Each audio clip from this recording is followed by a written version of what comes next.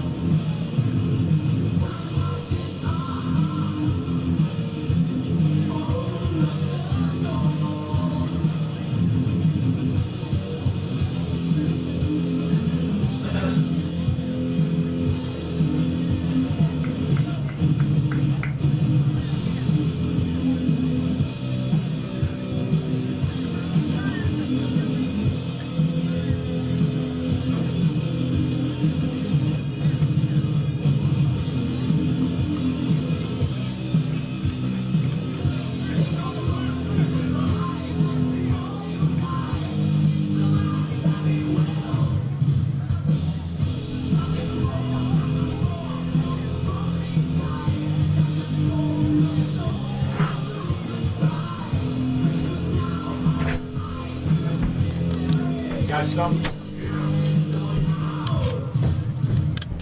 Take me over till halftime. Stand there talking to Williams. Said, dude. Said, I think.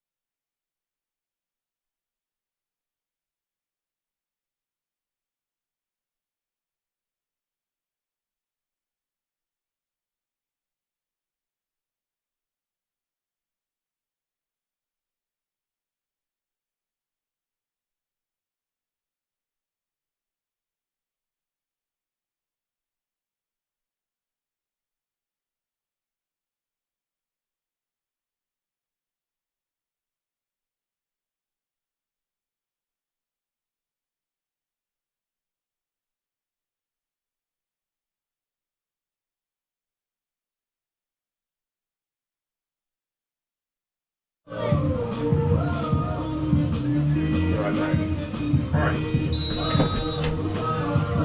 Big Daddy, do you see hey, let me ask you something. You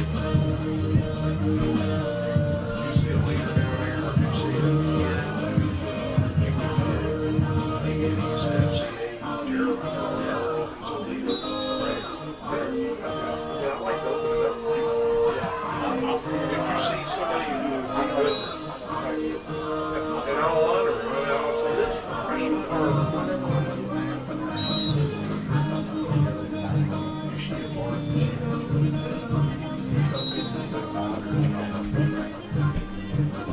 I gotta ask you. Yeah.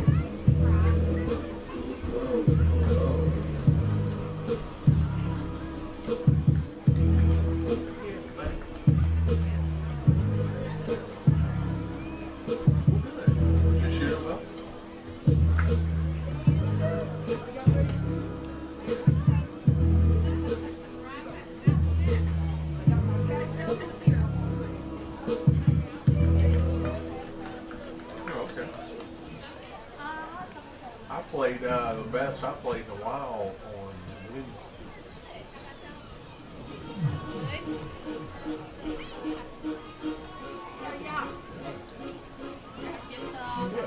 Okay, good stuff.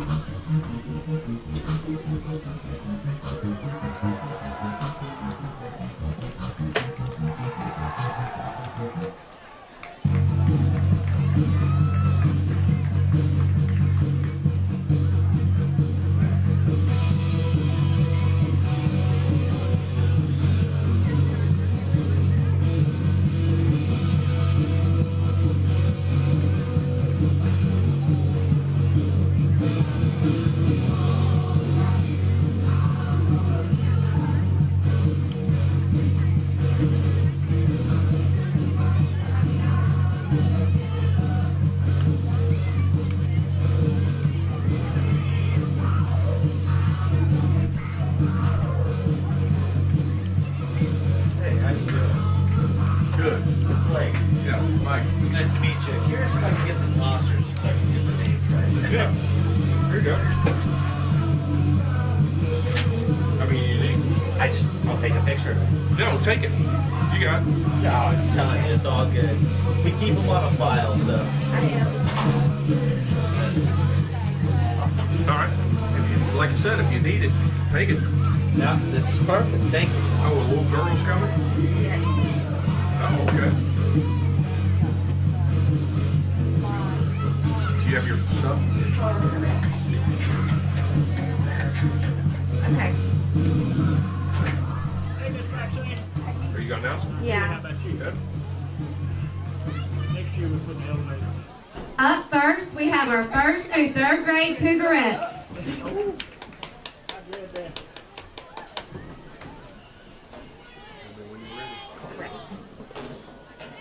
Hold on. Yeah.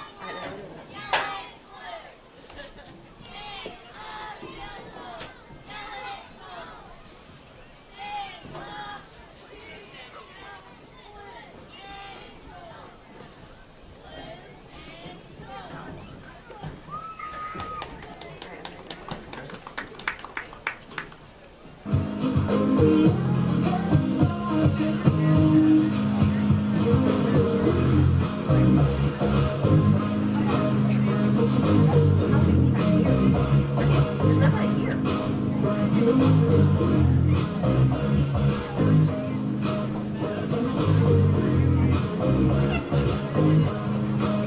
It is.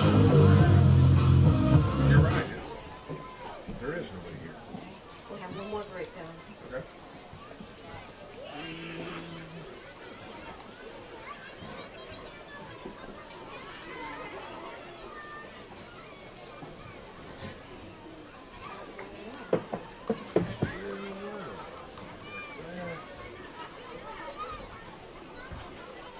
Can I yell? Is it any loud? Maddie Jane. I didn't know the microphone.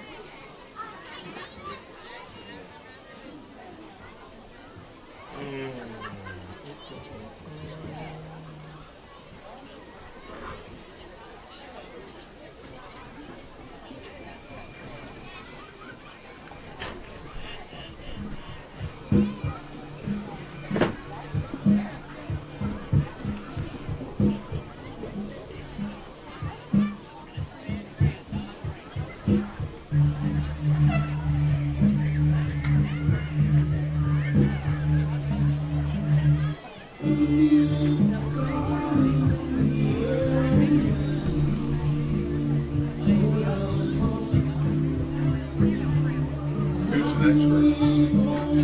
They're the elementary claudets, but it looks like they don't have hardly anybody here. I want to see if people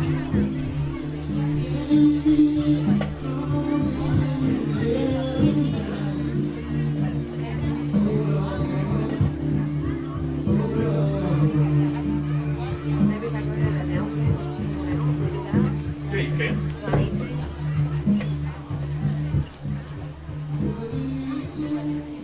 Performing next, we have our elementary Pradettes.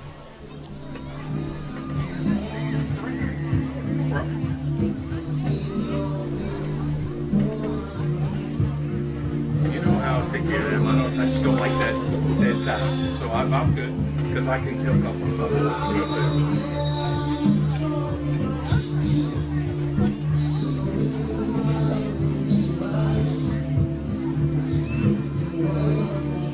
Little Lena here tonight? She's sick.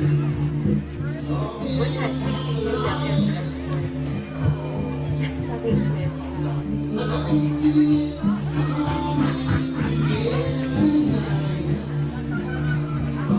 My wife's not feeling good right now, so I don't know.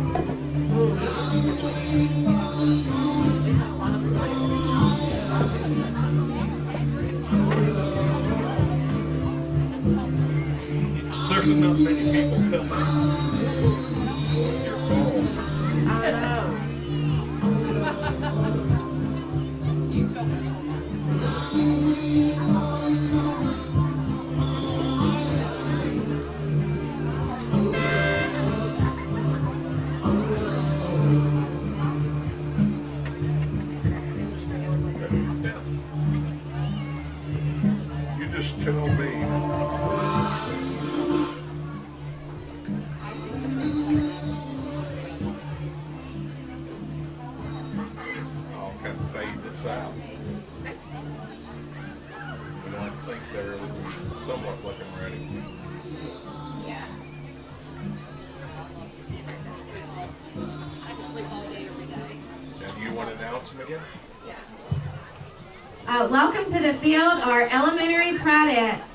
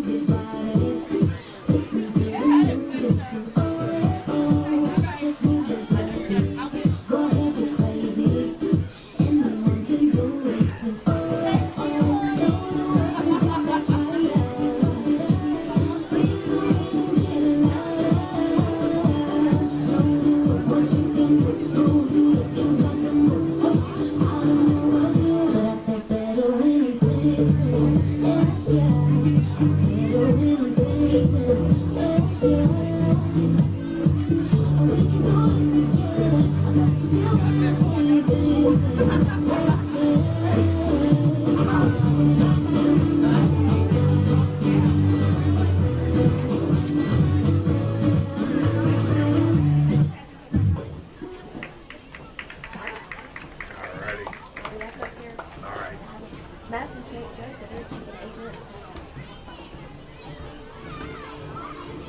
However that works, you know, I try to stay out of all that stuff. It's fine. Okay. Yeah. Okay. See you later. You bet. See you.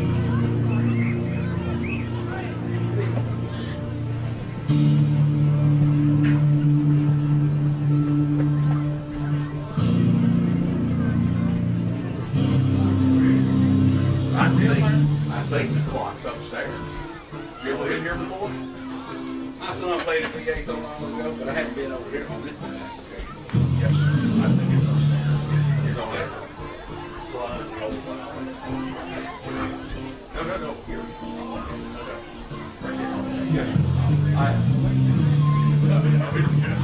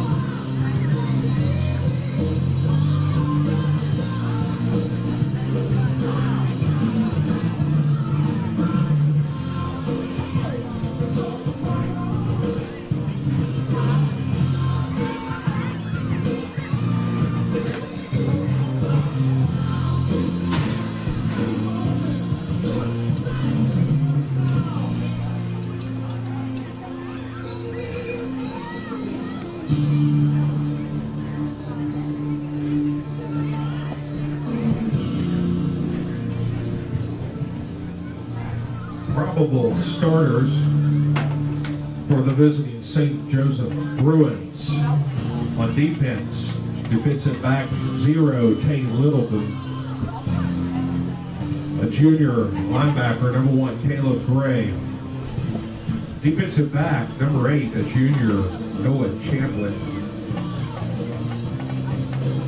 A sophomore defensive back, number 13, Zay Hart. A senior defensive back, number 16, Mason Roach. A junior defensive back, number 17, Malik Udom. And a senior defensive back, number 20, David Nugent. And a senior linebacker, number 21, Charlie Zhang. A junior linebacker, number 22, Demarius Davis. And defensive lineman, a sophomore, Renal Vaughn, number 52. Also along the defensive line, a junior, number 55, Lonnie Smith. And defensive lineman, a senior, number 68, Robert Clark. Your defensive starters for the St. Joseph Bruins. On the offensive side of the ball, for St. Joseph,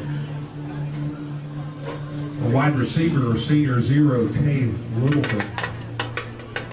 A junior running back, number 1, Caleb Gray. A sophomore quarterback, number 2, Emil Picarella. And a senior wide receiver, number 3, Carter Walker. Also a running back, number 5, Millen Kelly.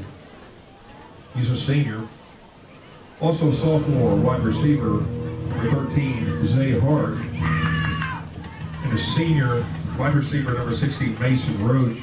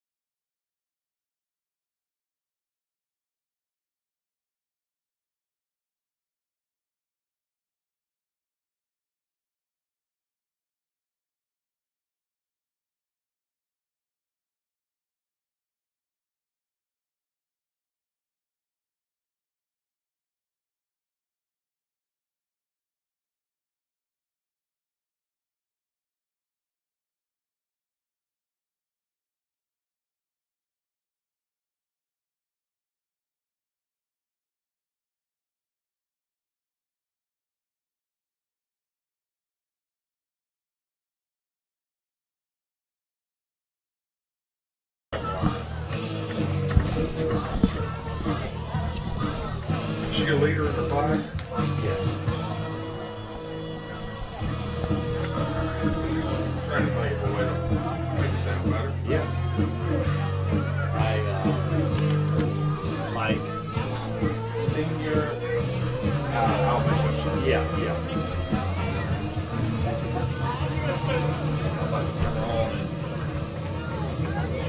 Hey, Big Bill. How are you, bud?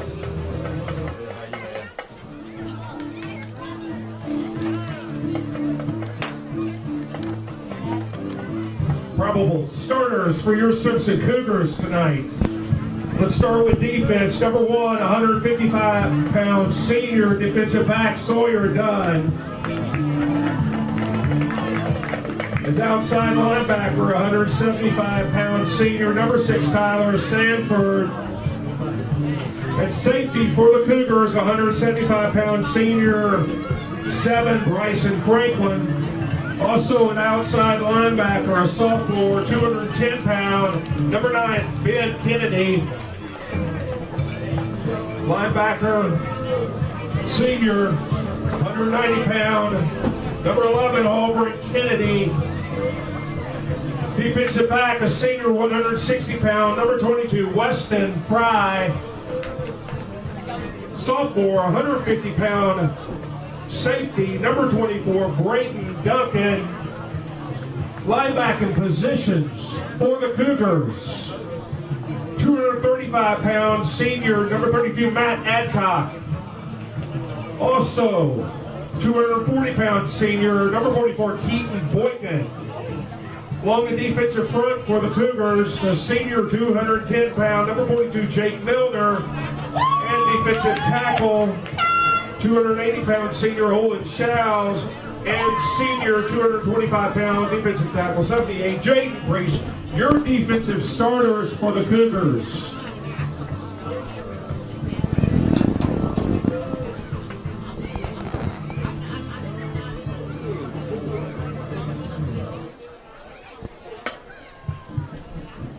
Starters for the Cougars on offense. Wide receiver, number 1, 155-pound Sawyer Dunn. At running back, number 12, 185-pound, number 2, Carter Cockrell.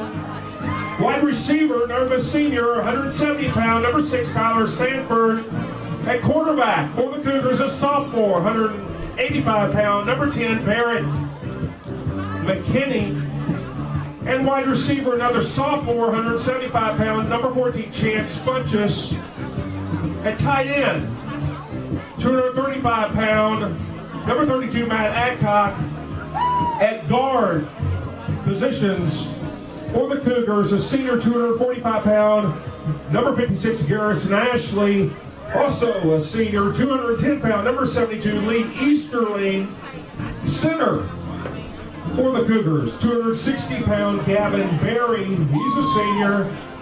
And the tackle position, senior, 280-pound, number 58, Olin Showes. And senior, 280-pound, number 70, Crosby Mullins, your starters for the Cougars on offense.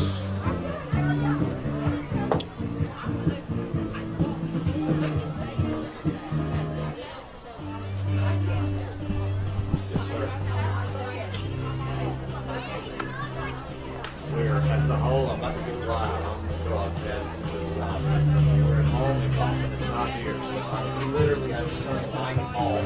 Let's reverse, review the Simpson Academy football schedule for 2022. August 19th, a victory against Presbyterian Christian, 43-17. Nation as a 10th grader. Second game of the season. Simpson defeated Wayne Academy 50-7. Simpson then went on the road and won at Lamar 29-21.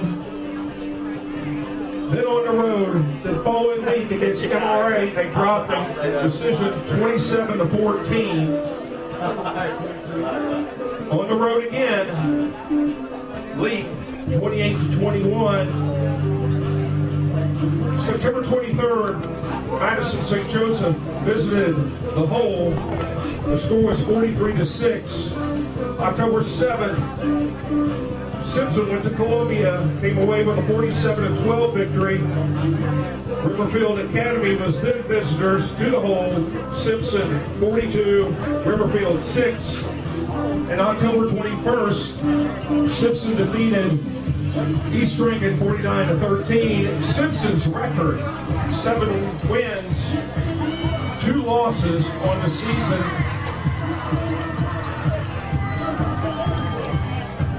Simpson head coach Todd Mangum, assisted by Chaucer Bunches, Amy Green, Kelly Greer, Matt Lee, Randy McIntyre, Winston Owens, and Gerd Warren. Your Simpson Cougars. They gave us the Park Place win. They officially forfeited. So it doesn't matter. You know what I mean? I didn't know if you wanted to do anything. I thought about it and I was like, it don't matter. And then okay. Welcome everyone to the Hole here at Simpson Academy. I'll be with you tonight, Coach Josh McNulty, filling in for Coach Chris Kaufman. Of course, Mike Pepper will be here as the public announcer, as the PA here for the Cougars. So he's unavailable at home games because he does such an incredible job over there getting it done. Just went through all your starting lineup for your Simpson Cougars here on this beautiful, crisp night, getting ready for the second round of the 5A playoffs between your Cougars Seniors and the St. Joe Bruins. Cougars, number 6, Tyler Sanford, number 1, Sawyer Dunn, number 60, Gavin Berry, and number 11, Aubrey Kennedy.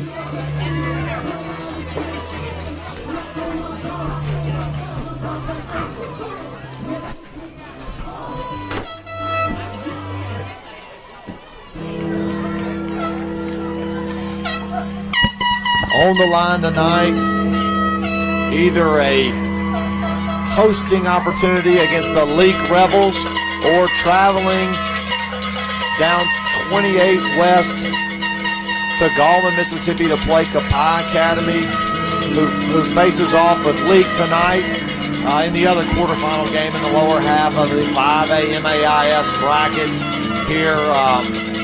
Cougars coming to the contest tonight with a 7-2, making 8-2 record off of the Park Place forfeit. A loss to MRA, a valiantly played football game against the number 1 team in the 6A. Lost a heartbreaker there, had it inside the red zone with 3 minutes to go to take the lead and potentially win the ball game. We end up falling in that one, and then lost a heartbreaker to League 21-20 earlier in the year. We've reeled off 5 consecutive victories if you count the forfeit, playing our best football heading into the night. We were good enough to have the 3 seed and a first round bye. Madison St. Joe knocked off Lamar in an upset last weekend in Meridian to meet us, to have the opportunity to come back down here and meet us. Now, we dominated them last time we played them, a score of 43-6, and we have really dominated them the last 3 times that we have played them. We played them in the first round of the playoffs last year. It was a running clock. Played them up at St. Joe last year, and that's really when the season turned around last year for us. A great comeback in the second half, and we kind of got on a roll. So tonight, looking to take that next step to get to JA for the 5A championship in 2 weeks. This team was preseason number one half all the way through until we got upset by League. I think we're number 3 in the polls now and number 3 seeded. So I still believe this is the best team in 5A. We just have to come out and punish St. Joe tonight, and then take care of business against our old foe in Billy Wayne Hankins next week. So we win the toss, we defer to the second half, and that means we'll be kicking to St. Joe to start the game.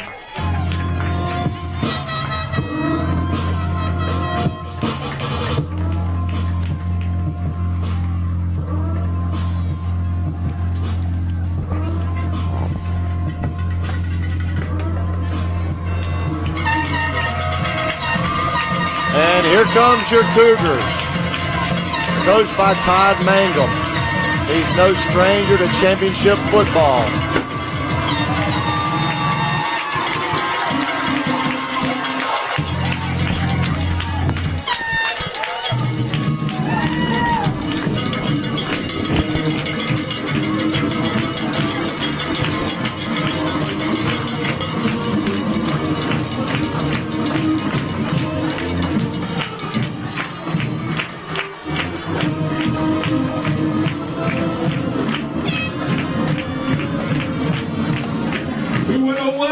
Visitors and friends and our incredibly supportive Cougar fans to the beautiful campus of Simpson County Academy and to the hole for the contest between St. Joseph or Madison with a record of 6 wins and losses and your 6-time state champion Simpson Cougars. The Mid-South Association of Independent Schools recognize that the spirit of the game of football lives in a skilled offense, effective defense, and a well-planned strategy. The spirit of this game cannot be maintained unless sportsmanship, ethics, and integrity are our #1 priority. Good sportsmanship will be expected from all groups associated with Mid-South activities. Now I'd like to ask everyone to please stand, remove hats, as we welcome Maddie Kraft, a senior cheerleader, to honor God in prayer. After the prayer, please remain standing for our great country's national anthem. Let us pray.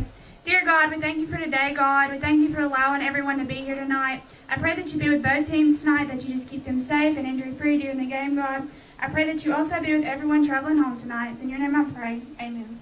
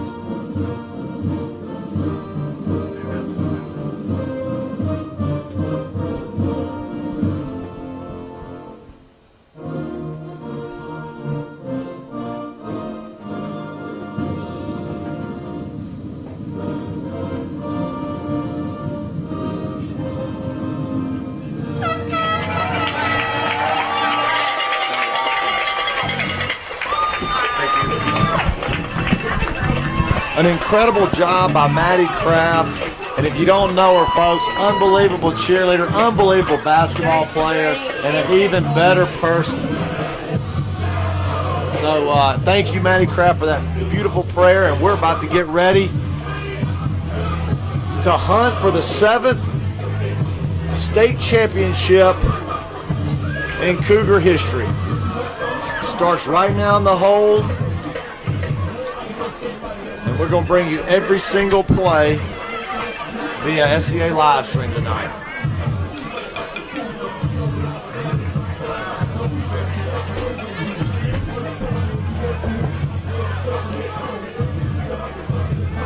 Again, Cougars and the Bruins are no stranger to the football field. In the last 12 months, they've met. This will be the 2nd time in the playoffs. Cougars winning easily last year. Met another 2 times in the regular season as a district opponent. So we're about to tee it up here and get rolling. Done with the kick. Kelly and Walker deep to receive for the Bruins.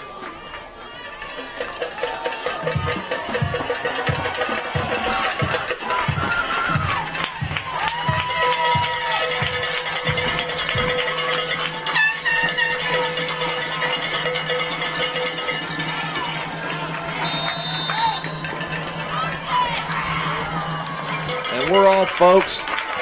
End over end kick called about the 17-yard line. Up to the 35, 37-yard line is where the Bruins will start. Smith, Franklin on the tackle. Kelly. First down and 10, the 38-yard line for St. Joseph. And Picarella here. This is a name that you're going to remember, that you're going to know. Need to remember this name. St. Joe quarterback, sophomore, Emil Picarella, the #1 quarterback in the nation for the class of 2025. Being recruited by every single school that you can think of. Going to Georgia, Tennessee tomorrow to visit with the Bulldogs. Back in the pistol. Inside handoff. Hits a big hole. Gosh dog it. Gets rustled down about the 38-yard line for the Cougars. Not a great start right there. Dunn wrangles him down in the secondary. But a big lick for the first first down of the ball game.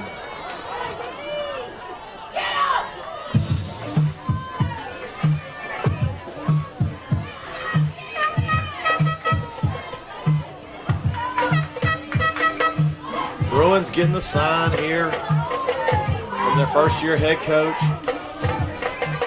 Pistol set. They're going to pull to the right. And just an absolute stick by Sanford Adcox. Sanford got him low, and then Adcox cleaned it up. And that's Million Kelly with the first 2 runs for St. Joe. Looks to be pretty shifty little back out of the backfield. Going to bring up 2nd and 7 for the Bruins.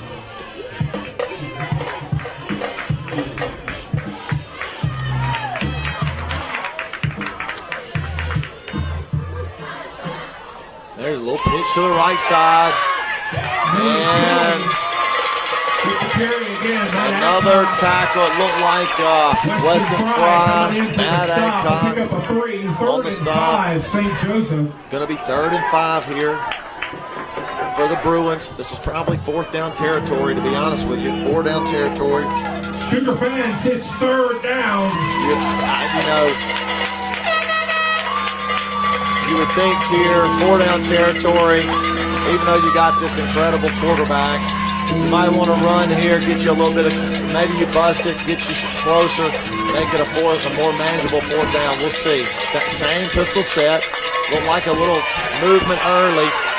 Bounces out, breaks 1 tackle. Franklin brings him down. Going to bring up 4th and 4. Looked like Kennedy had a decent shot at him, Ben Kennedy, but good job by Davis to stiff arm him, but cleaned up Bryson Franklin. It's 4th and 4, St. Joseph. And Auburn Kennedy on the stop there. Going to be 4th and 4, and they are going for it, which is not surprising here in Cougar territory. Major underdog. Talking to a buddy of mine today, we set the line at -28. Simpson. So got nothing to lose if you're the Bruins, and they'll take a first timeout. We will take a timeout with them and go to our sponsors, and we will be right back after this.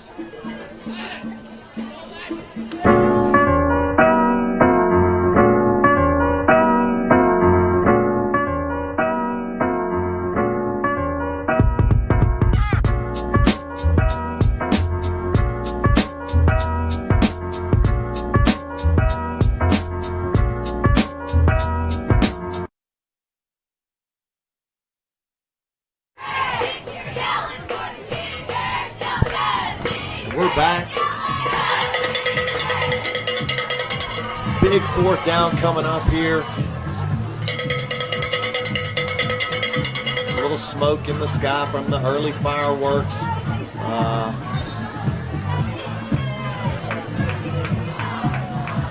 This area loves their Cougars. A massive football tradition. Massive game. 8, St. Joseph.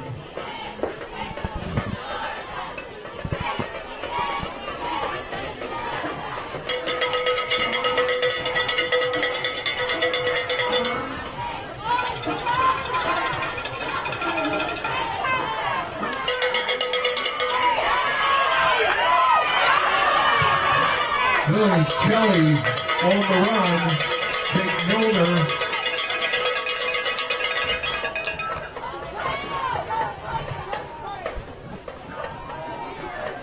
And looks like we're back up, folks. Sorry for that. Our internet up here is spotty at times. We've got to get a better connection up here to the press box. But apologies on our end. But I think we're back up and ready to rock here. Just to catch you up, Cougars recovered a fumble at the goal line. Went 3 and out. And punted back to Madison St. Joe called it at about the 38-yard line on a fair catch. And now it'll be 4th down and about 5 here for the second possession of St. Joe. So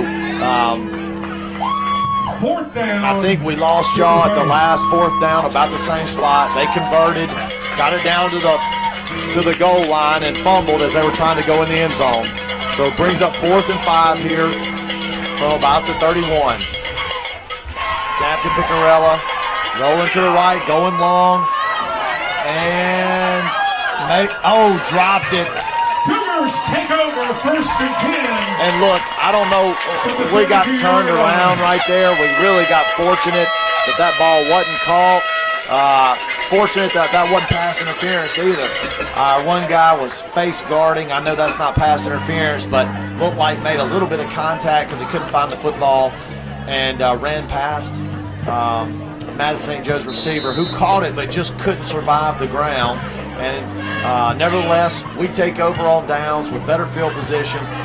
But look, this game's going exactly like St. Joe has planned it. We barely had the football. 2 minutes left here in the first quarter. So let's see what our offense can do.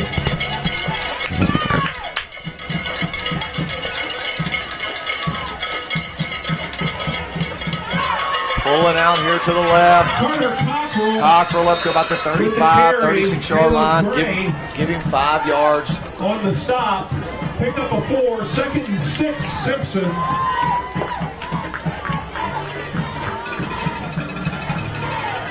Again, apologies for the internet connectivity issues, but we're back. Cougars with the football here, about the 36-yard line. 1 minute and 38 seconds to go here in the first quarter. Tight bunch set to the right. Kennedy in motion. Hand off to Cockrell. Carter Cockrell. And he gets about 2 or 3. And you know, this is kind of what we did last time against St. Joe. Just pounded it with this bigger set. Done on the sidelines. Duncan on the sidelines here. You know, Kennedy, Sanford, Adcox, our big guys in. You know,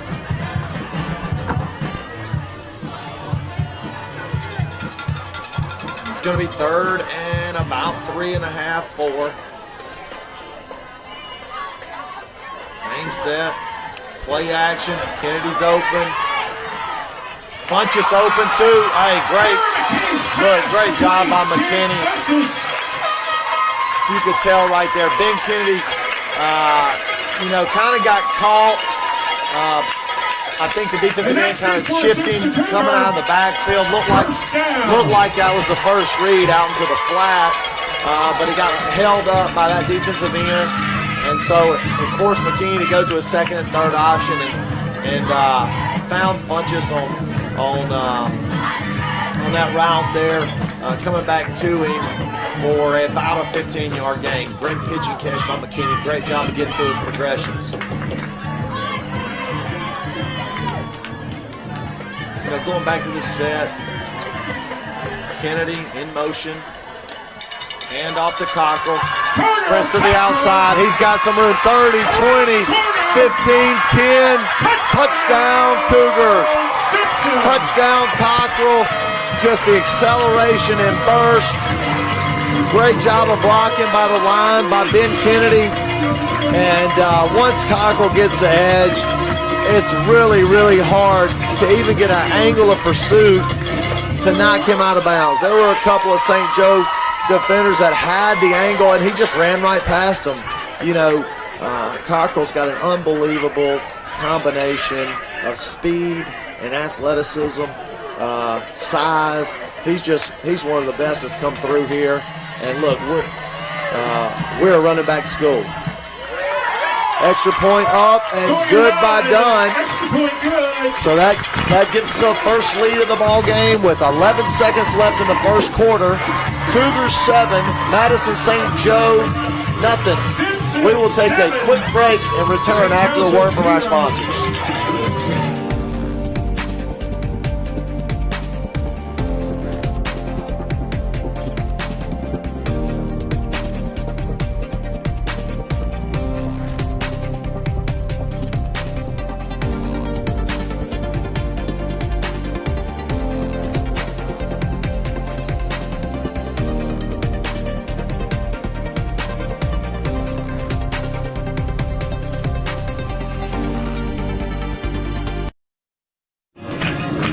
And we're back. Cougars with a 7-0 lead on the 47-yard touchdown run by Cockrell.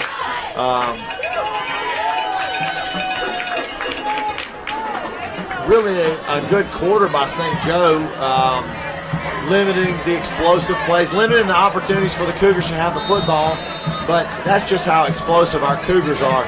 You know, we had end-over-end kick, 22. Davis, the backup running back, smothers it about the 34-yard line, so that's where they'll take over. But, you know, the game plan is one thing. Executing the game plan is another. You know, it's hard if you don't have Johnnies and Joes, and the Cougars got a lot of them. As you could see, we just got a plethora of skill guys. You know, we take one of our best athletes off the field there, and we don't miss a beat. You take off Sawyer Dunn, who's arguably your second best athlete, maybe behind Cockrell, and he had played offensive possession, and still we just so explosive offensively, so many ways we can be multiple. Picarella out to the flat here. It's his receiver to Walker for about 4 or 5 yards. There is a flag. Looks like it's going to be holding on the Bruins. Let's see what we got here. Around the lead, around 5A playoffs, in the first quarter score, 04-7, Magnolia Heights 0. Yep. It's going to be on the same. It's going to be a penalty on the Bruins. Capaya, 13, Capaya, Leak 0. And first update from Capaya, 13-0 Capaya. First quarter over Leak. So holding on the Bruins to finish the quarter. And it doesn't looks like we got to play one more possession. Let's see what we're going here. Okay, so their quarter's over. They'll assess the penalty, 10-yard penalty. So it'll be first and 20 from their own 24 when we return. We'll be right back after these messages.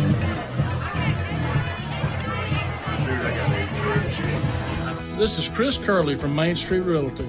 All our properties in the area are listed on our MLS, and they can be seen in one place, on our website at teammsr.com. Our agents can be reached at 849-3226. That's 601-849-3226. And they are available for appointments. Again, our website is teammsr.com.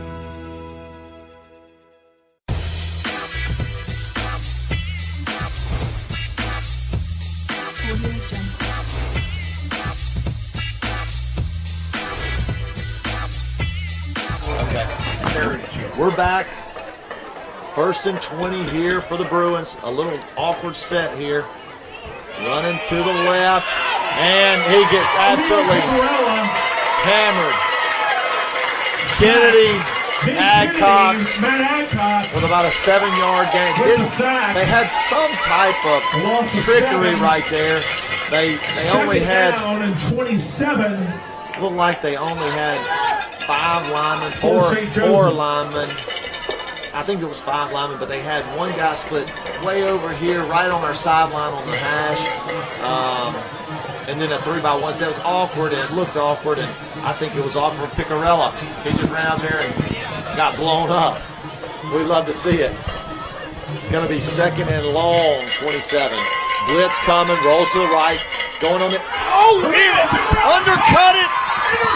Franklin undercuts the route, picks it off. What a play. Franklin. Take over. First and 10. Bryson Franklin, senior. Man, what a play by him. Undercut the route. The route was a little underthrown, and he just read it the whole way. And a great catch by Franklin, who's exclusively a safety DB. He doesn't play receiver much, and but he looked great right there, hauling that in. And the Cougars are in business. First and 10 from the 40, looking to push this lead to 14-0.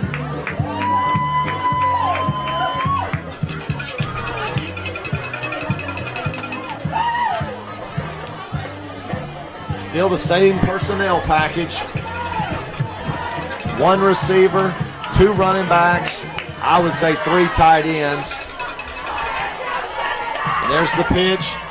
Nice block right there by Sanford. And a good first down run for about 8.5. Brought down by Caleb Gray. So it'll be second and 2 for the Cougars. Simpson. Second and 2.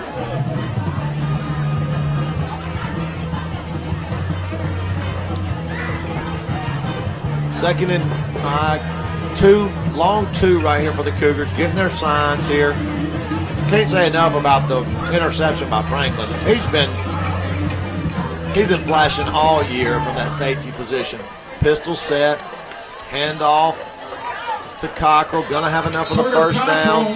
Fights for another couple more yards to about the 29, 28-yard line. And, you know, I've been a little worried that we've been running Cockrell so much over the last 3 or 4 ball games when we are superior to the opponents, because he's just such a workhorse, and I understand Coach Mangum and the staff. I mean, man, he's just an absolute stud. You want to give him the football. But these are the nights. These next 3 weeks are the weeks that you ride him. You know, you let your best players play, give them the chance to get the football, and that's what we're doing here in this first quarter. Carter Cockrell. Hand off to Cockrell. Lonnie Smith on the tackle. Not a loss of no 1. Gain. Make that loss of 1. Second and 11, Simpson. Good play right there by the Bruins, who, you know, really, if we're being honest, this is a must stop. You know, like I said, talking to a buddy today, we felt like conservatively the line is -28 if you're going to handicap this thing. The Cougars came off a dominant performance against them last week, about 4 weeks ago, in the same spot, 43-6. But they've shown up in the first quarter and a half. Let's see if we can't strike here and push it out. A little low snap, and fumbles it, and McKinney just a little bit sloppy with the football right there, and didn't see the pressure. Sacks him. St. Joe gets it. Good play by St. Joe, just the pursuit. Kind of rolled to the left, and just a little lackadaisical with the football there. Kind of not protecting it as he was in a little bit of traffic. You know, it wasn't a clean rollout. He kind of stepped in front of the tackle, and it looked like it was designed. Maybe the guard pulled and cleaned that up, but nevertheless, strip sack, and the Bruins are back in business and looking to put some points on the board. Little flicker action, got somebody deep. That's a push off, and it is caught. It's caught. Yes, and Dunn is complaining that he pushed off, and he did push off. I don't know how we missed that. First down, St. Joseph. Push right off of Dunn, gave himself an advantage. That is the definition of offensive pass interference. But, you know, what do I know? These refs disappoint about every time we come out and play. But that's, you know, this is supposed to be a great They'll cut back, and we'll pursue him, but Dunn's hurt. Dunn's hurt. Brought down by Sawyer Dunn. Right on the shoulder. Gain of 7, 2nd and 3. Definitely impacted that shoulder right there. Hopefully it's just a stinger. Yep, no, he's down. Yep, he's down. He's injured. Hopefully it's just a stinger. That would be brutal. Came up to hit him hard and just knee to that AC joint right there. If you think about it, it looked like appear to be shaking up the play. Right where your shoulder connects to your collarbone, pretty much. It looks like it popped him pretty good, and hopefully he's okay, but he looks really shaken up.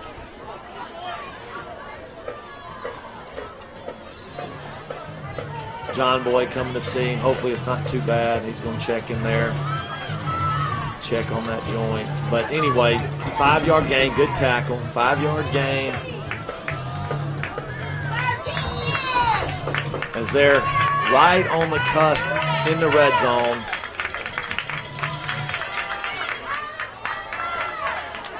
Inside handoff, stiff arm. Bring it back. Flag on the play. Looks like 2 flags. We'll see what they are. Yep, on the Bruins. It looks like it's going to be a hold. Looked like Duncan kind of got dinged right there as well.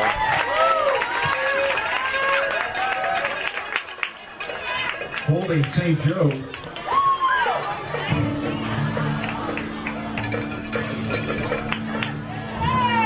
And that's going to push it back to about the 31-32. 13, make that 14, St. Joseph. It's like Dunn might be okay. He's a tough cookie, and certainly there's some concern on the Cougar sideline.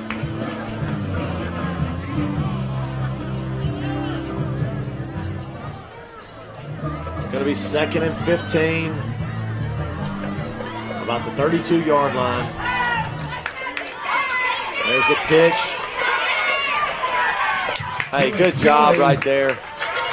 Weston Fry, he didn't get the tackle, but he sealed the edge, pushed him back in, and good execution right there on 2nd down. Brings up a 3rd and long. Auburn Kennedy cleans it up with a good tackle. Going to be 3rd and 10 or 11. It's 3rd down and 11.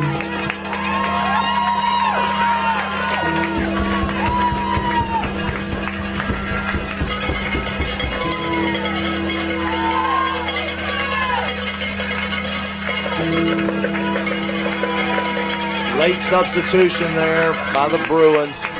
Man in motion. Looked like a false start, but missed it. Little stop route right there. Nice job by Sanford. Nice job by Sanford. Great open field tackle. Holds him for 2 yards. They're going to go for it. It's going to be 4th and 9 from about the 27-yard line. 25 yards. So 4th and about 8 from the 25.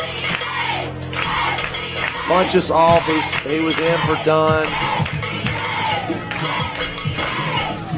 Dunn back in, so just a little stinger.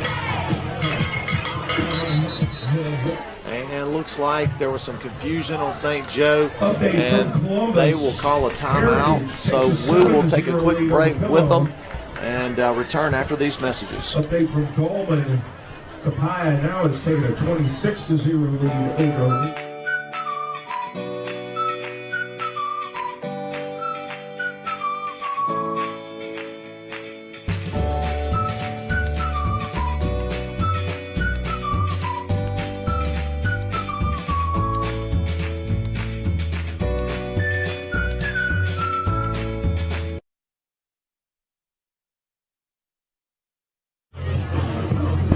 We're back. Couple of score updates. Heritage over Pillow, 7-0 in the first quarter. Oak Forest 7-0 over Mag Heights, and Capaya 26-0 over League in the second quarter. That ball game is done. So We win here. We take a trip to Copiah to battle our old friend, Coach Billy Wayne Hankins, with a chance to go to the state championship game if we take care of business here tonight. 6 minutes, 9 seconds to go here in this first half. 4th and 8. Empty set here for Picarello, the number 1 player, number 1 quarterback in the nation. Steps up in the seam. Oh, Duncan. Great read by Duncan. He drove on that football and deflected, but man, he was real close to catching that, and there was nothing but green ahead of him.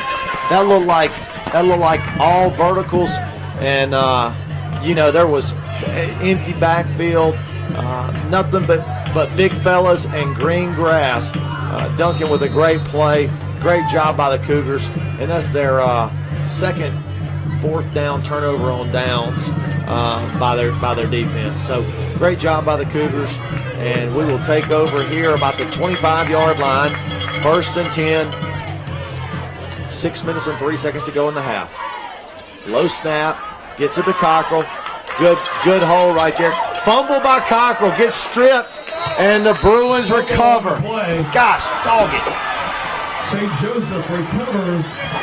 They will take over 1st and 10. We just can't be giving away possessions. This is how good teams, this is how elite teams get beat by inferior teams. Turnovers. Turnovers are on our last 2 possessions here. Cockrell just not protecting the football. Great job by that linebacker to get his hand on the football and rip it out, and then catch it in the air. So the Bruins will get it back here. 1st and 10 at the 36-yard line. And this is what's plagued our football team all year. Like, we are the most talented football team in 5A. I truly believe that. But we have just played with so much inconsistency at times.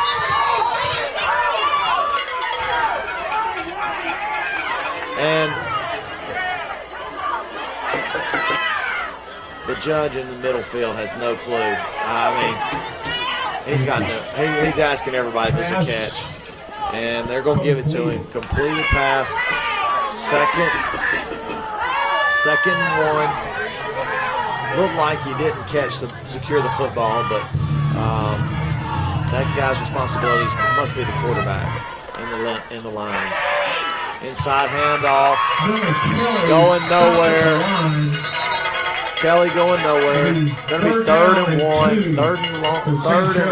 3rd and 2, let's call it.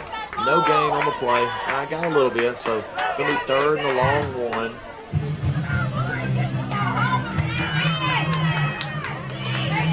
At about the 26-yard line, 27-yard line. Triple set. Quick screen out there to the wide receiver. Breaks the tackle. He's to the 10, the 5. Touchdown, Bruins. Pass complete. A little quick screen right there. And Roach. Touchdown, St. Joseph. And St. Joe's has tied it up. Picarello to Roach. Touchdown. 7-6. Cougars pending the extra point here to tie the ball game. But a recipe for disaster playing out here in the first half for the Cougars. 2 turnovers, sloppy with the football, sloppy all the way through, and they're going for 2. They're going for 2 to take the lead here. Inside handoff. There's a flag on the play. He did not get it anyway. Looks like there's going to be a flag, so we're going to decline that. Help from all. A chop block. Make that Benjamin Kennedy. Yeah, going to be a chop block. Play. So we decline that, and it'll be 7-6. 7-6 Cougars with 4 minutes and 41 seconds to go here in the first half. We will take a quick break and be back after these messages.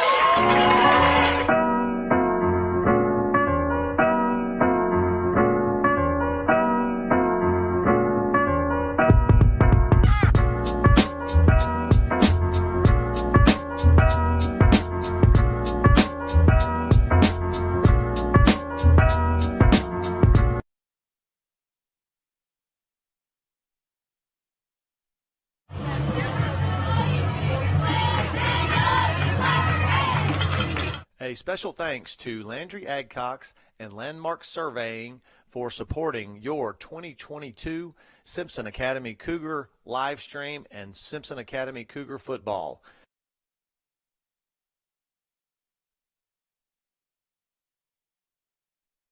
And we're back here. 7-6 Cougars.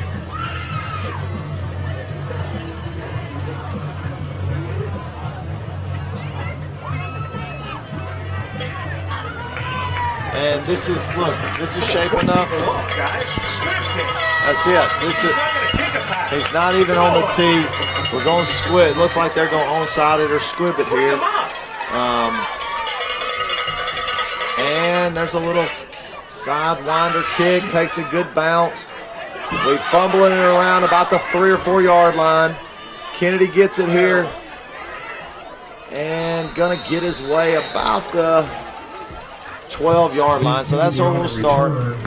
Cougars take over. 1st and 10. And folks, we're in a dogfight. On the 13-yard line. You know, that's the difference. You know, we just got to find a way. This team has been plagued by inconsistency all year. Probably the most talented Cougar team I can remember in the 10 years that I've been a part of the live stream and doing it. And even before, I think this is probably the most talented pound Cougar team in those years. And we went to 3 state championships and won one. You know, but this team just maddening with the inconsistencies. And Cocker just making something out of nothing for about 5 or 6 yards. But it just gets maddening sometimes watching this football team just because of some of the self-inflicted wounds that happen to them. You know, if they could ever put together 4 quarters of football, or in this case 12 quarters of good Cougar football at a high level, I mean, I personally believe they're unbeatable. But as you can see, you know, just mistakes here, mistakes there, and we're in a barn burner here, folks. And about a yard, going to be 3rd and about 4. And look, you know, 3rd and 4 for Simpson. The senior leadership's got to say, hey, look, let's go, guys. Let's get it going. You know, everybody's just got to be focused and do their job. And you know, this is a huge possession right here. 3 minutes, 20 seconds to go here at half. Cougars 7, St. Joe's 6. 3rd and 4. Quick slant to Funchess. And he fumbles it. And St. Joe picks it up and walks it in for a touchdown. Touchdown, St. Joseph. Pass complete to Chance Funchess.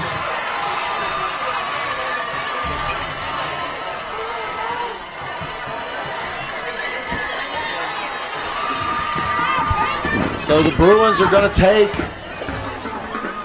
a 12-6 lead pending the extra point. And it just goes back to what we're talking about. I'm sorry, 12-7. Pending the extra point. Just goes back to what we're talking about. Just, you know, another fumble, sloppy with the football, and just inconsistencies plaguing this football team. Now we're talented. We're talented enough to just have one good quarter against this team and win the football game. But you know, that's not going to happen next week or the week after that. So, but look, we got to get by this game first. So, 2-point conversion here. Fakes the handoff. Rolls to the right. And completed. Great pass from Picarella. And that'll be the 2-point conversion good. So Bruins 14, Cougars 7. Simpson 7, flag on the play. There's a flag on the play, though. Hold on. Let's see what we got. Flag on the play.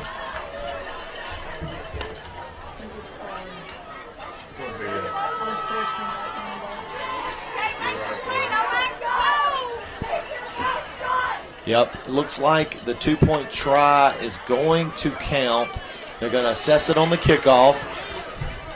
And it's going to be personal foul on the Bruins, excessive celebration. Sportsmanlike penalty. St. Joseph. You know, and you understand, like, they're a huge underdog. They know it. We know it. But look, I'm gonna tell you, this is how you get beat here. 3 first half turnovers, 2 in their territory, 1 threatening to go up 14-0 to really seal the game, I would think. St. Joe, we've beat them so bad the last 2 times we've played them. You throw a couple of early TDs on the board against them and they'll fold. Like a 20-year-old tent. But now, look, they're firing up, getting after it, ready to go, and clinging to a 14-7 lead here with 3 minutes to go in the half.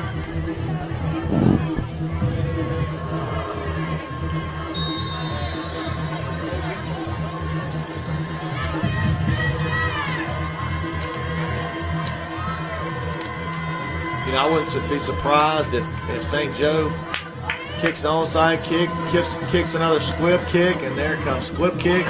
Smith catches it up to the 35, up to the 43. So good catch by Smith. He's going to be an unbelievable player in next year. First and 10. Gets up the field for about 5 or 6 yards.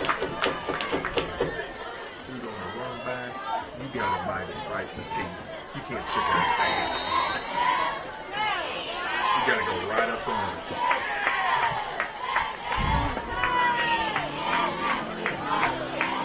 Here we go. First and 10, Cougars. 2:56. We need a drive here. Hold on the football.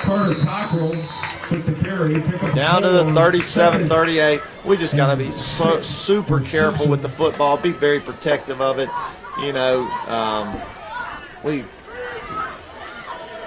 We got to score TD here. Just as simple as that. In their territory for the 3rd time. 1 touchdown, 1 fumble. And let's see what we do here. 4 wideouts.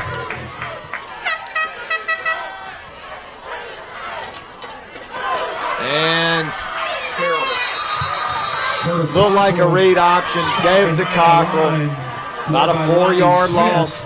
And look, they're flying around. I mean, we're gonna have to do something. We're gonna have to pass the football.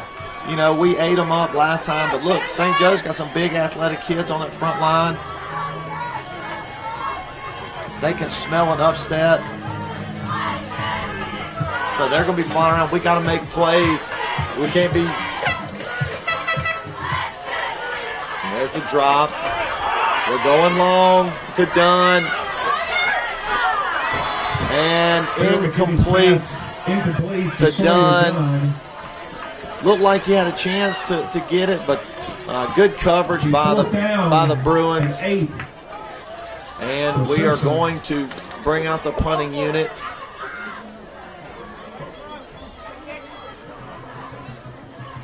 And look, I'm not sure here. Obviously, it's a lot harder to do it. But at the 41, they got all the momentum. Minute 38 to go here in the quarter.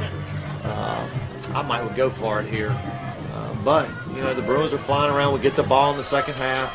This has changed. This game has changed now. It's turned into, hey, we're trying to win the football game. It ain't even about blowing them out. Great punt. Let it roll. Weston Fry's punt down on the 2-yard line. Excellent punt.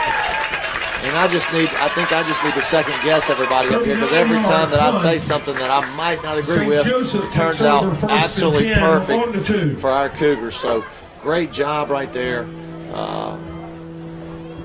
of Weston Fry to pin them inside the 5-yard line, and that's where our defense will start right here. The defense has played pretty well so far. Couple turnover on downs. Couple turnovers. If you're St. Joe, you've turned it over twice. You've turned it over in your your territory and on the goal line, you know, and you're ahead with 1 minute and 27 seconds here in the half. You feel great. So let's see if we can't do something here. Get a safety. And there's inside handoff. And not going to have anything. Going to be second and goal. Probably need to call a timeout, and that's what we did. We're calling a timeout. Going to be second. Going to be second and 10. Quick timeout. Good job by the staff to get that timeout in. 1:18 to go in the half. We will take a quick break and return after our sponsors. Come see us at 149 Pediatric and Family, where Dr. Frank Wade and nurse practitioner Kelsa Shirley have been serving the community of McGee and Simpson County for over 30 years.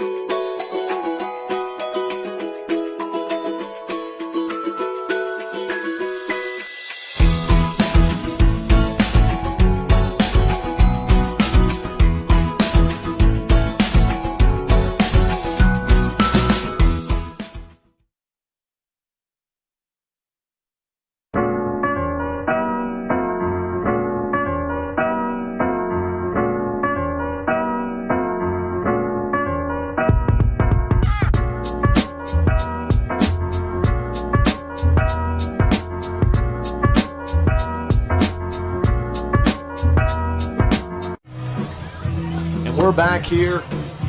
1:18 to go. Second and 10 from about the 2-yard line. Call it 1.5. They got their jumbo set in. They're just trying to get to halftime, preserving the lead. We're trying to get the ball back. Going to be an inside handoff. Kennedy missed the tackle, and that's going to be close to a first down. It's going to be 3rd and 1. We burn our second timeout. Good job calling timeout here. Going to be 3rd and a long one here for the Bruins. This is a big play. 1 minute and 10 seconds. If we can get a stop right here, 3rd down. If we can get a stop right here, get the football back, we have a real good opportunity to score going into half to tie this thing up.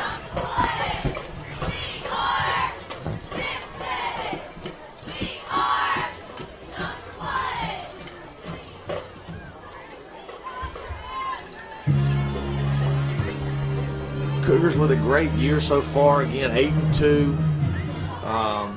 You know, so talented, and like I said, you know, just flashes of inconsistency with this senior-laden bunch that you just aren't accustomed to seeing with so many upperclassmen, and you know,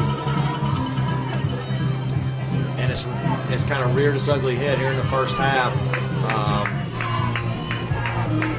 So the big 3rd down here, 3rd and 1, same exact set.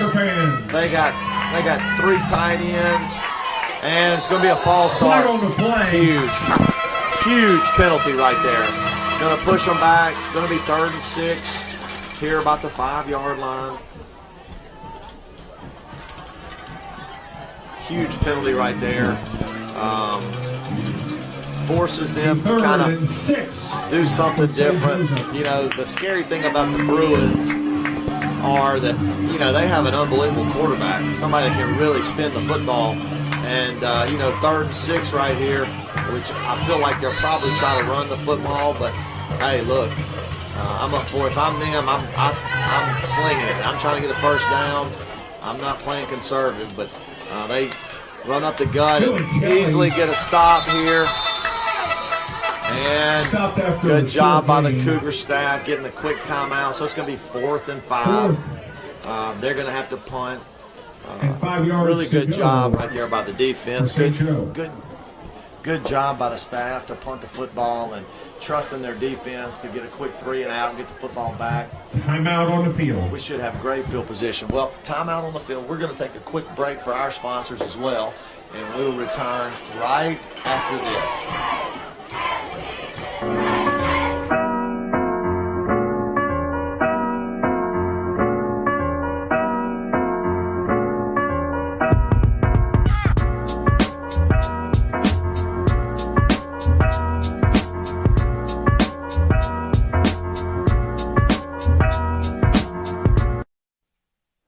A special thanks to Landry Adcox and Landmark Surveying for supporting your 2022 Simpson Academy Cougar live stream and Simpson Academy Cougar football.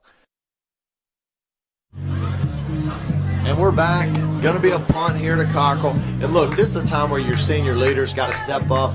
While everybody's energy, it's easy to lead when everything's going good. It's really difficult to lead when everything is not going the way it's planned. People aren't doing what they're supposed to do. That's when the leadership shows. The body language, and it's got to come from the players. It's got to come from the players.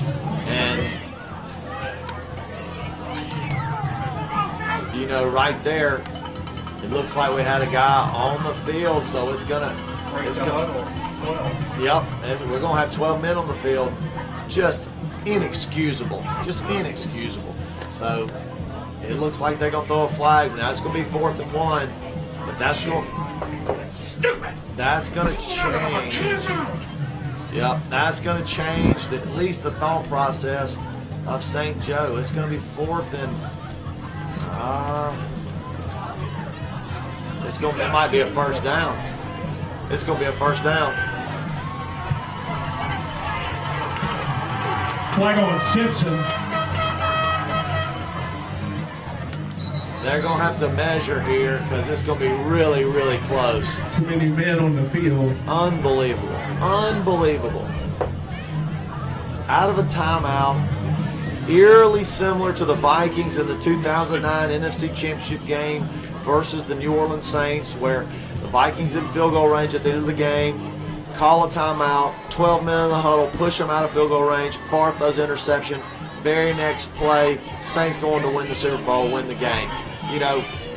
Childress, their coach gets fired, and the rest is history, and it is it's still about a half a yard short. He gained a half a yard in the penalty. Yep, still about a half a yard short. So it's going to be 4th down. Right here, if I'm St. Joe, I still probably punt it, but I'm definitely thinking hard about it. I'm definitely maybe trying to draw them all sides here, see if we can get a cheap one. I would not be surprised if we saw some type of trickery here, and just a sloppy half of football by the Cougars. I certainly was not expecting it. A little bit of motion here, and a false start. So that's going to erase the 12 men on the field, and you can tell right there by St. Joe's not expecting to be in this position. 4th down and 6 again.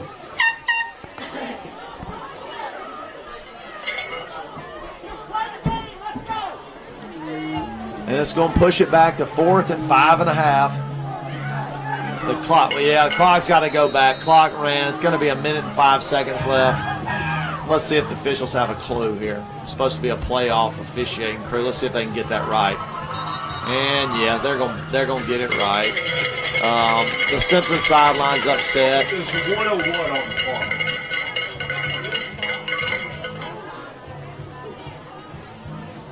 No, it's not supposed to run. And I think the back judge is saying the clock's supposed to run, but it's coming off a timeout and then a turnover, so that's garbage. Come on, dude, the clock doesn't run during a penalty. And, cheated us out of 6 seconds right there. Control of a game. Timeout, Bruins. Bruins timeout here. We're going to go take a quick break for our sponsors, and we will return right after these messages. Come see us at 149 Pediatric and Family, where Dr. Frank Wade and nurse practitioner Kelsey Shirley have been serving the community of McGee and Simpson County for over 30 years.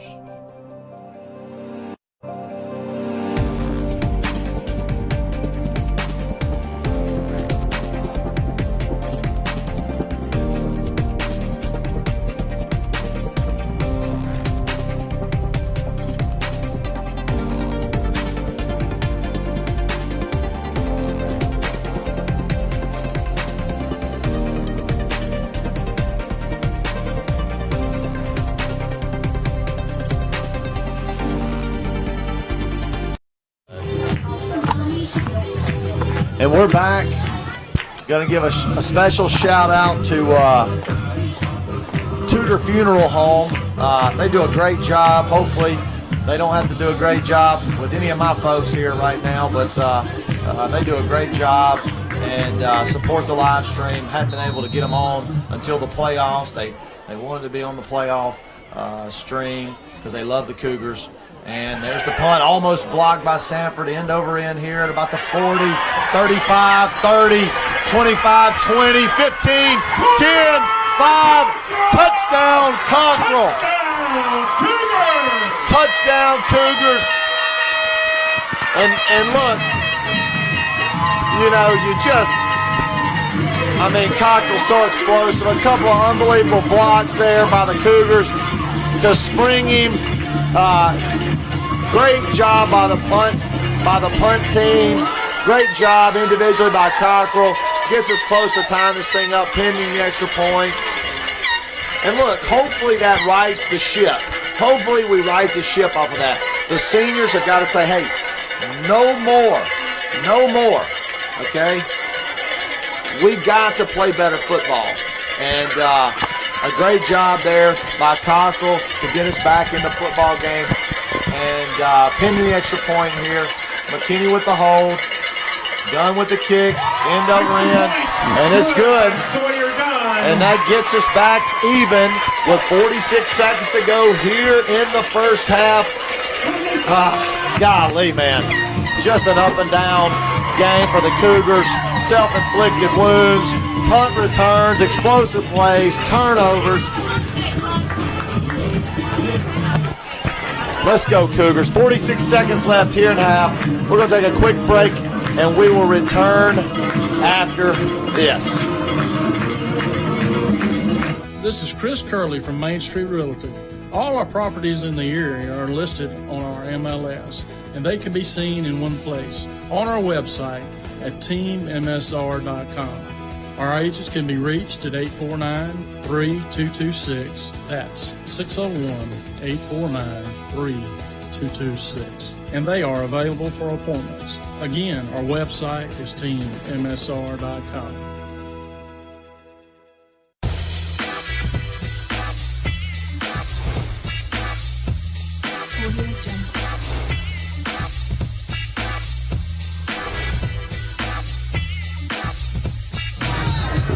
And we're back here at the hole. End over end kick. Got to cover this kick. God, kicked it out of bounds. Dad burn it. They're going to get it at the 35, which is not terrible. Not like the NFL where you go up to the 40. But you just get nervous about Picarella. This guy, you know, he's never really played well against us. But at the end of the day, he can spin it. He's a good quarterback. He's the number one quarterback in the nation for the class of 2025. So, giving them extra field position, giving them turnovers, doing things that make them think they can hang with us, scares me because they can get lightened in the bottle because they have that type of talent. It's not just Picarella. They're big and athletic up front. The running back, Kelly's a good player. We just letting them hang around, but a couple of explosive plays. That's how talented we are. A couple of explosive plays. We tied up. We're right back in it. It's a huge possession here. 1st and 10. Inside handoff to Kelly. Great job by the Cougar front. And they'll probably take it to halftime there. They probably won't run another play.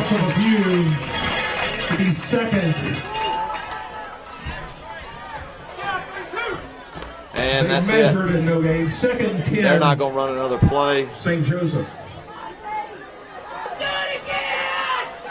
If they do, this is the most awkward.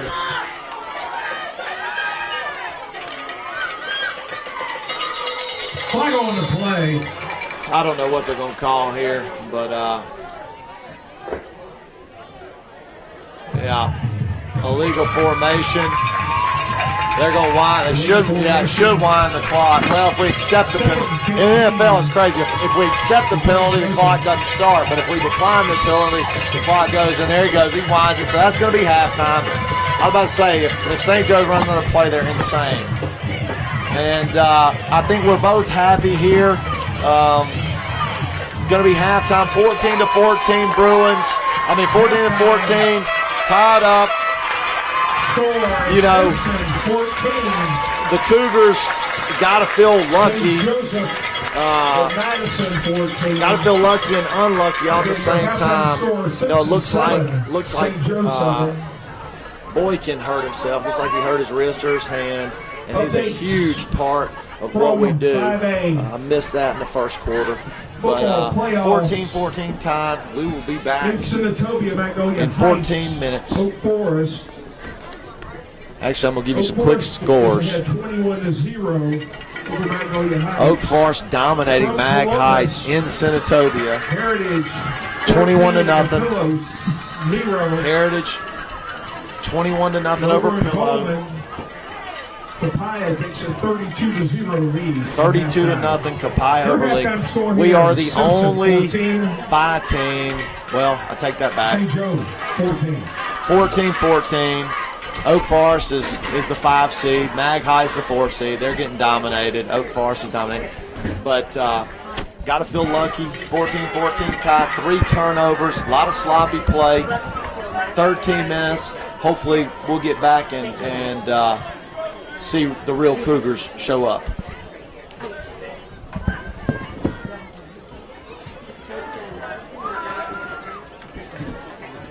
Welcome to the field, St. Joe Madison, Spirit Step.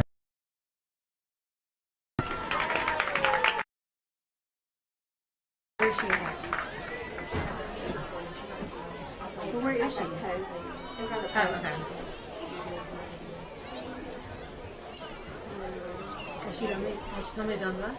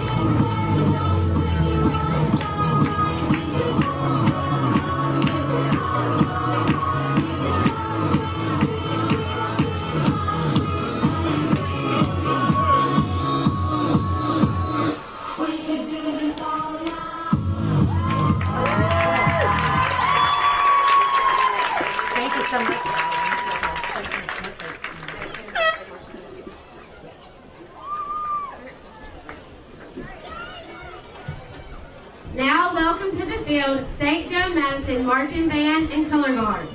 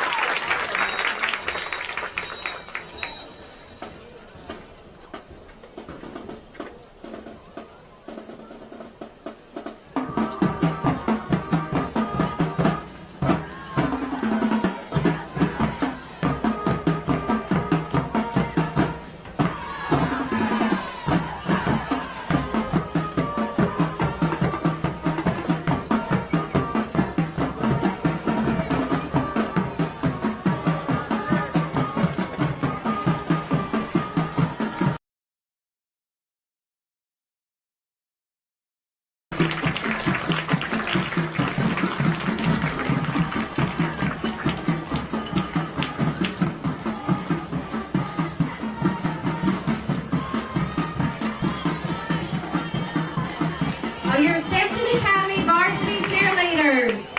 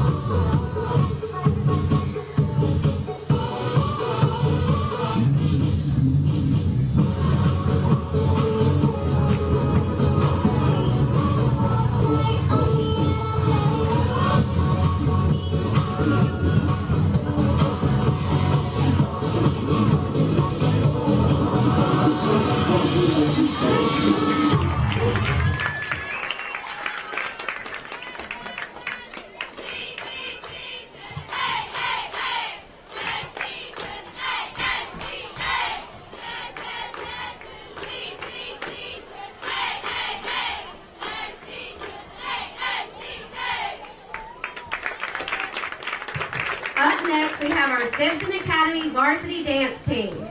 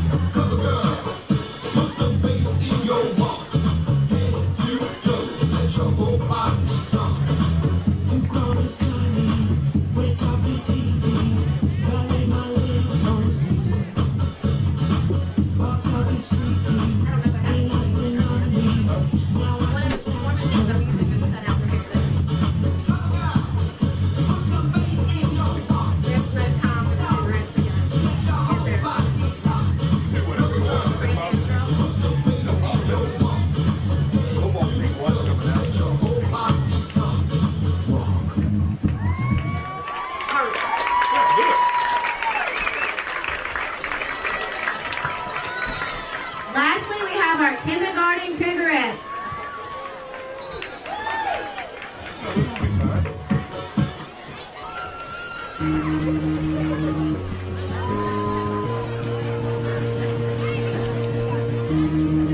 Can't believe that on music. I'm so embarrassed to face. I can feel the heat radiating from my face. Girl, what happened?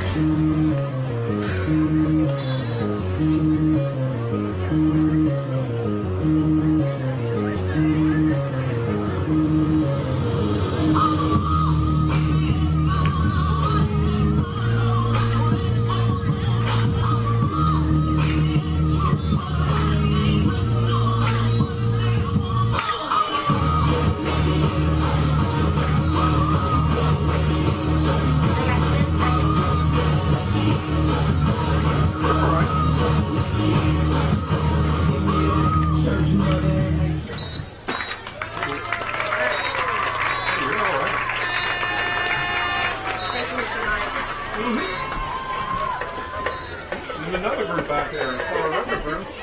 I'm good. I'm done.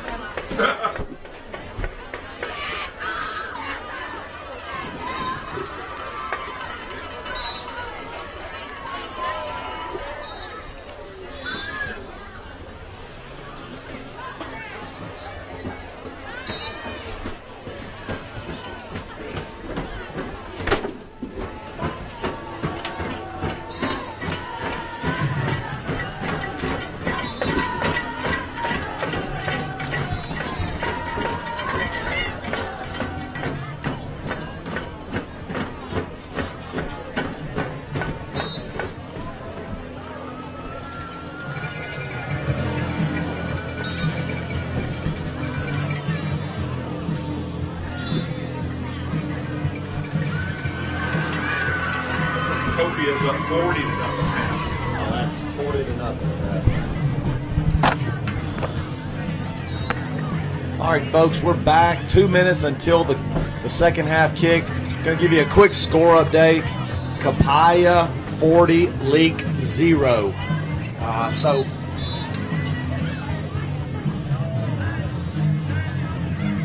So the winner of this game will go to Gallman and face Capaya. Right now, with 1:50 left until we go to the third quarter, you can't help but kind of look forward. But, man, you got to take care of business here. Kind of let St. Joe hang around. They have some talented players on their front four. They got a couple of Division I recruits on their front four. And, of course, they have the five-star quarterback, sophomore quarterback. So there is some talent there. And, it's one of those things, awakening a sleeping giant. We've just absolutely dominated them the last 2 times we've played them here. Just letting them hang around enables them to potentially believe that, hey, we might have a chance. We might can beat this Simpson football team. And, on our side, hopefully, I know the coaching staff is incredible on our side. I mean, we just have a plethora of state championship experience, Division I experience, you know, I'm more looking for player leadership here in the second half. Somebody's 20 of those.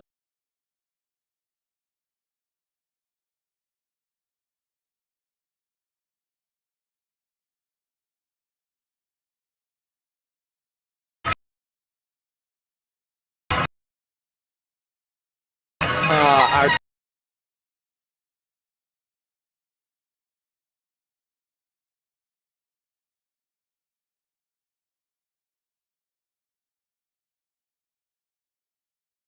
the rest of the night for sure. His wrist or arm, and it's not good.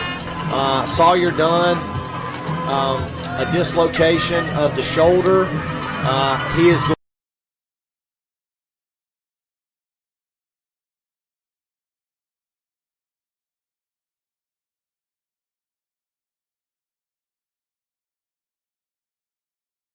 What I've been told, but you just never know until you.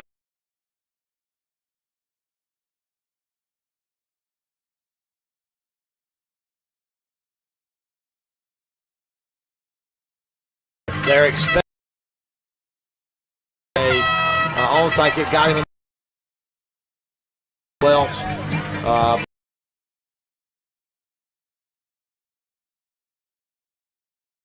I think probably because of that right shoulder.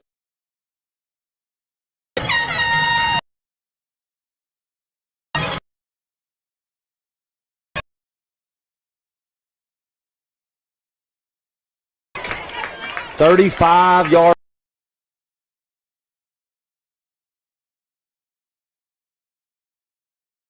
To Kapaya to face.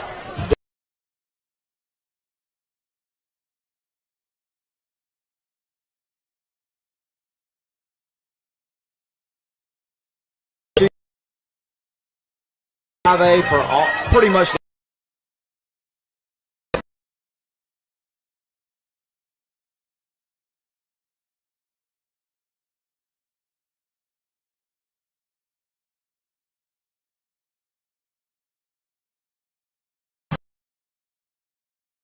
First, they have close.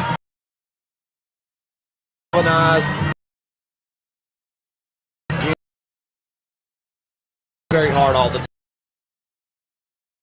but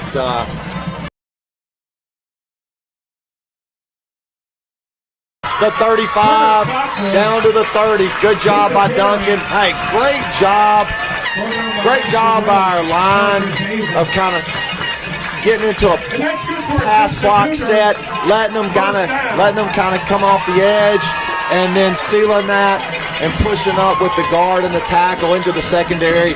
And Cockle just explosive. You know, he can reel off chunks of yardage. You know, he could play. I believe he's a Division I athlete in baseball, but he very well could be a Division I athlete in football as well. And McKinney's out, so a Wildcat set. We have not seen this all year long. Cockle taking the snap. Kennedy taking the snap. Little inside pitch, and look, that looks like the Taysom Hill play. That's all that is. Power. That's power football, and that's that QB power that the Saints run, and it's unstoppable. They get Hill, they get that guard pulling, get somebody in motion. Really don't have a receiver in there, and they just go 11 on 11. We're coming at you. We dare you to try to hit Kennedy because we think he's going to make a move and beat that one free man, and that's what he did right there for another huge gain. So inside the red zone, same thing. Fake pitch. We got something. Cut it back. Breaks one tackle and gets about 4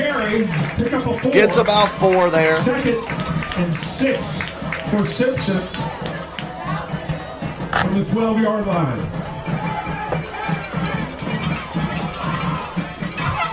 So it's going to be 2nd and 6. Not a bad first down right there. Again, you know, I really like that. We hadn't seen it all year. I know our coaches put in a ton of hours, ton of game film on Saturday and Sunday getting our Cougars prepared. And one of them was one of our offensive coaches probably watching Saints football and seeing what they do with number 7, because that looks eerily similar. Inside handoff to Cockrell. Great run. That looks like more like what I was expecting. Touchdown Cougars, touchdown Cockrell. Just a dominant drive. 20-0, pending the extra point. I like the little wrinkle there. You know, look, great job by our coaching staff right there, understanding that, hey, a lot of these plays with Cockrell, you know, they're on film. The Bruins know that we're going to run at them, know that two's going to get the football. So a little wrinkle right there with the Wildcat, with the little QB power. Snap. That looked like it was. Looked like the snap and hold was a little off, but we were able to get it down by McKinney and put it through. So get us back our lead here, 21-14, 9 minutes, 24 seconds to go in the third quarter. We'll take a quick break and return after these messages.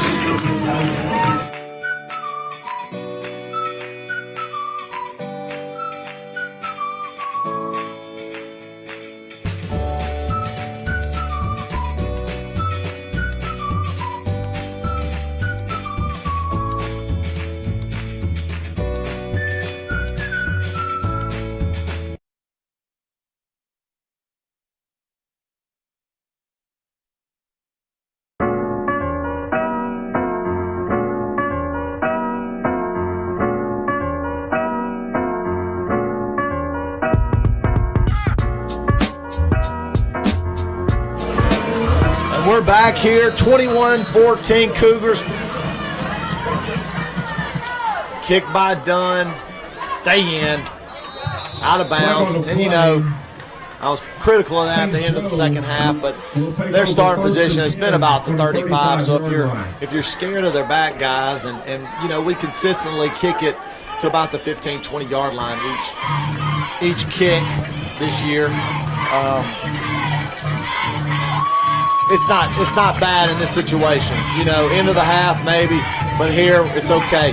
And look, that first drive, unbelievable. It looked like Cougar football. And you know, we'll turn that sucker on. We'll flip the switch, and we might score 21-28 here in this quarter and blow this thing out of the water. Makes a handoff, quick screen out here. Good job by Fry. Great job, and then a host of Cougars. And you can tell we're fired up. Great job by the Cougar defense to swarm that football. And look, Fry, you know, he's an unsung hero there. They try to give him a stalk block there by the up receiver. He keeps that outside solid, forces the receiver to go in, and just a great job, and allow the Cougars to gang tackle him and chase the football down. So really good job by 22 there. And he switched. They had Dunn on 3, but Dunn's shoulder, he's just not 100%.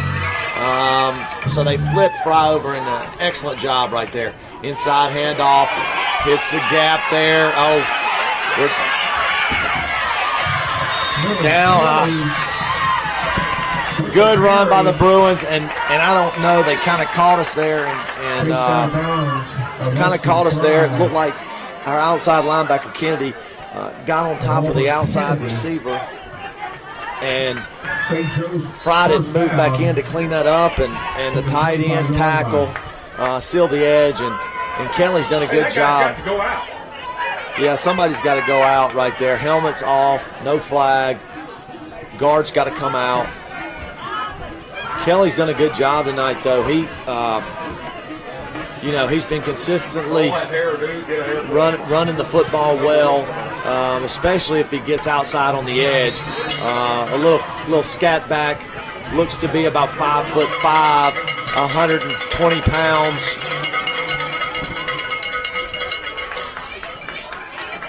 A quick screen, missed tackle there. Duncan rallies back to the football, and Sanford too. Sanford misses the first tackle, but Duncan rallies to it, keeps the offensive player up, and then Sanford jumps back up with good effort, and him and Duncan clean it up for a gain of 1. And you can see Picarelli's arm. I mean, he can make all the throws. That's a tough throw. I mean, on the other side of the hash, that's about a 40-yard throw. The line of scrimmage. Inside handoff. Broke one tackle. Breaks another tackle. It's going to be another first down. And look, St. Joe's not going away. We got to stiffen up here, hold them to a field goal. On the 14-yard line.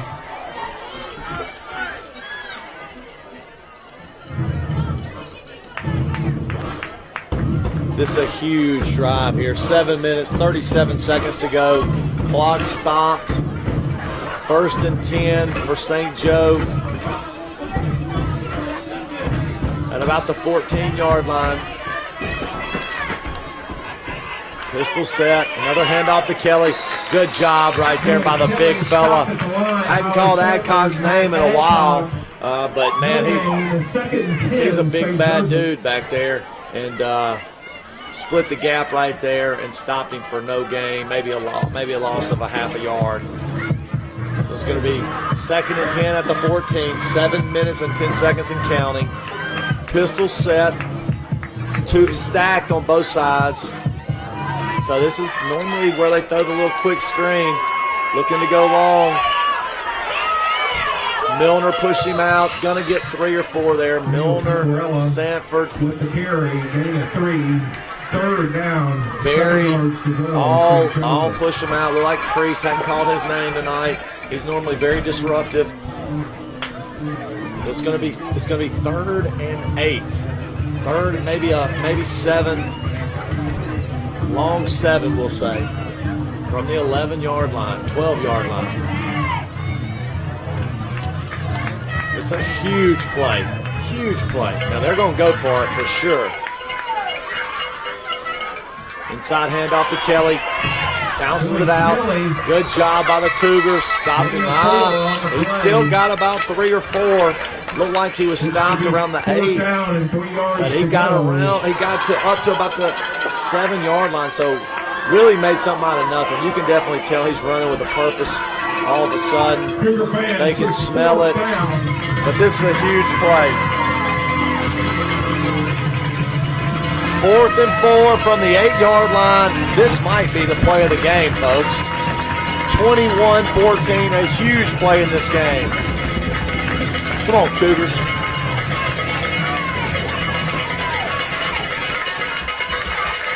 They got the big set. 2 tight ends. They're going to run behind it. And it's going to be a false start. Huge false start. And, you know, that's the difference with the Bruins. I just think, you know, they in their heart of hearts, they probably did not expect to be inside the 10, only down 7 in the middle of the 3rd quarter. And so when you stop and realize that, sometimes just those type of mistakes happen.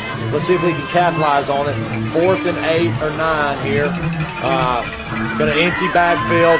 They went straight verticals and looked for the seam last time. About the same spot. And there's a snap.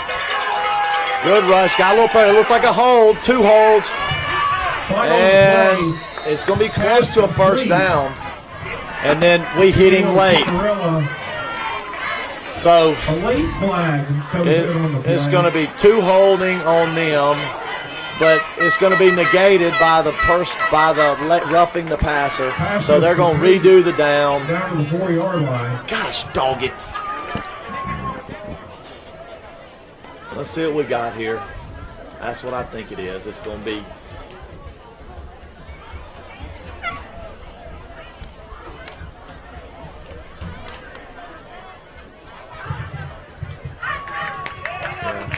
Holding. Yep. On St. Joe. Yep. Holding. Personal foul on us. On Simpson. And they're going to offset, so they're going to replay the down. And just you know, you just can't do that. I mean, you just can't do that. 4th down, 9 yards to go for St. Joe. So we're going to go 4th and 9 here again. Let's see what happens here. 5 minutes, 40 seconds to go here in the third quarter. Let's go, Cougars. Got reset, empty backfield.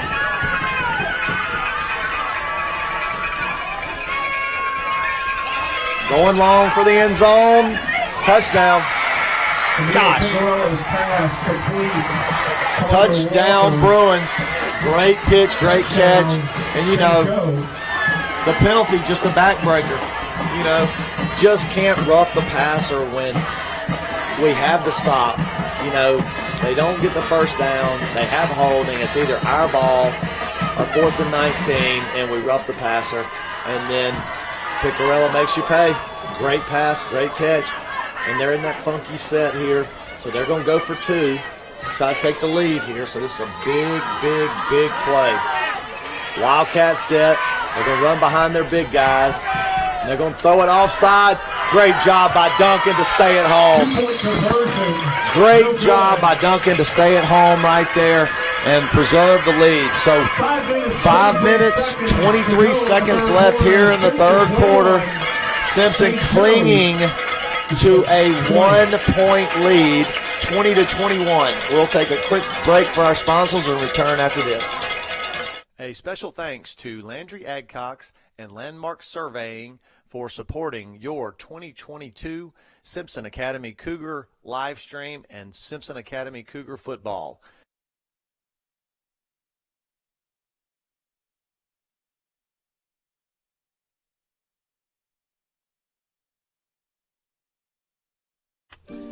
Come see us at 149 Pediatric and Family, where Dr. Frank Wade and nurse practitioner Kelsa Shirley have been serving the community of McGee and Simpson County for over 30 years. And we're back. You know, you got to give a lot of credit to Picarella. That was an unbelievable pitch and catch. And look, Don's not out there because of his shoulder. All these small things in the course of the game matter. We have our second best DB over there in Fry instead of Don. And that one little arm of separation with a great throw and catch means it's 20-21 instead of turnover and down. So catch at the up back there to Kennedy. Kennedy picks it up and tries to run it. Gets about 5 up to the 40. So we're going to start with good field position here. Really, really big drive right here. And look, great job last possession.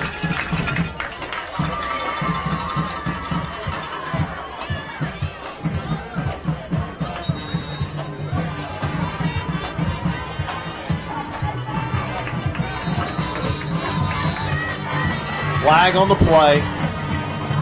Looks like they got too many men is what it looks like. Yep, Bruins, too many men on the field. So it's going to be 1st and 5 Cougars at the 45.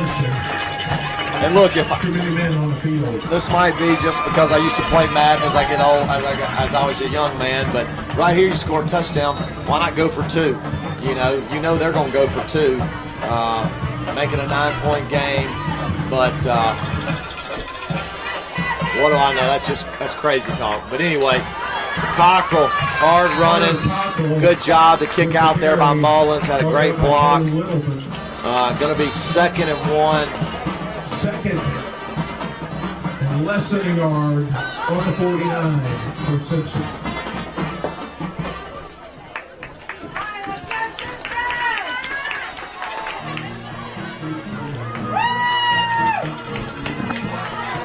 Second and 1. Our jumbo package in. Bunch. Hey. Cockrell getting up very slowly.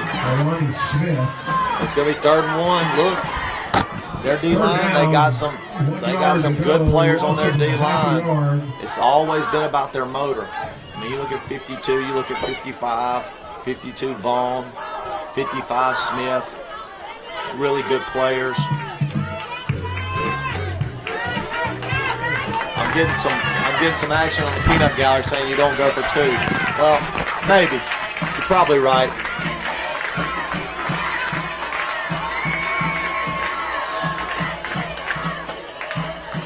There's the pitch. We got the first down. Good hard running by Cockrell there. Getting every little ounce that he can. Down inside Bruins territory to the 47-yard line. And that's good for a Simpson Cougar. First down.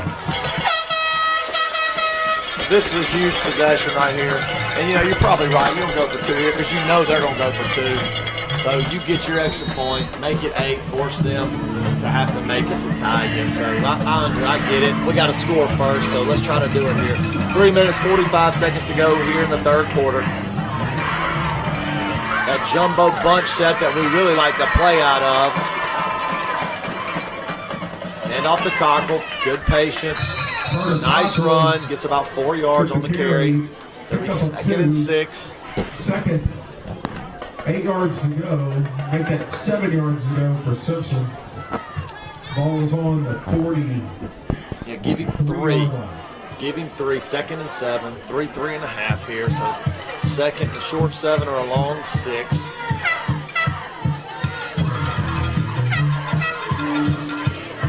Again, 44. Keaton Boykin out for the game. Injured hand. Roll to the right, McKinney. Got some in the flat to Sanford. And, you know,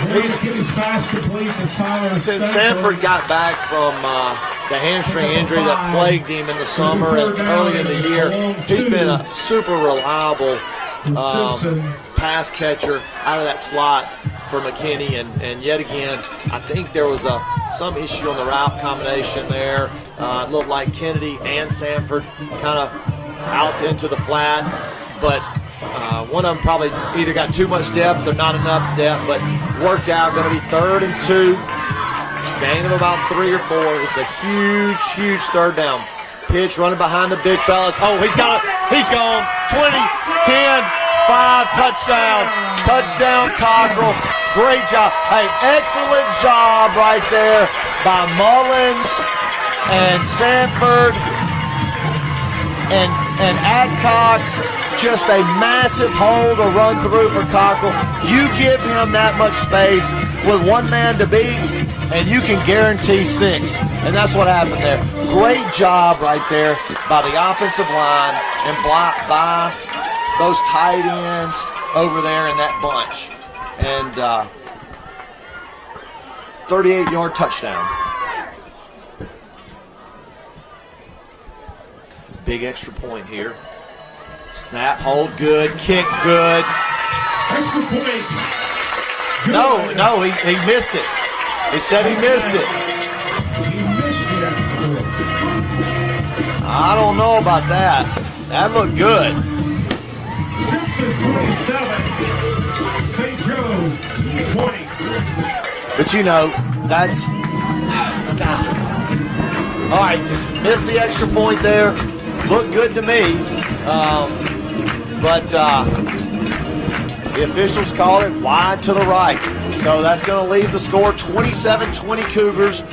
2:13 left in the third quarter. We'll take a quick break and return after our sponsors.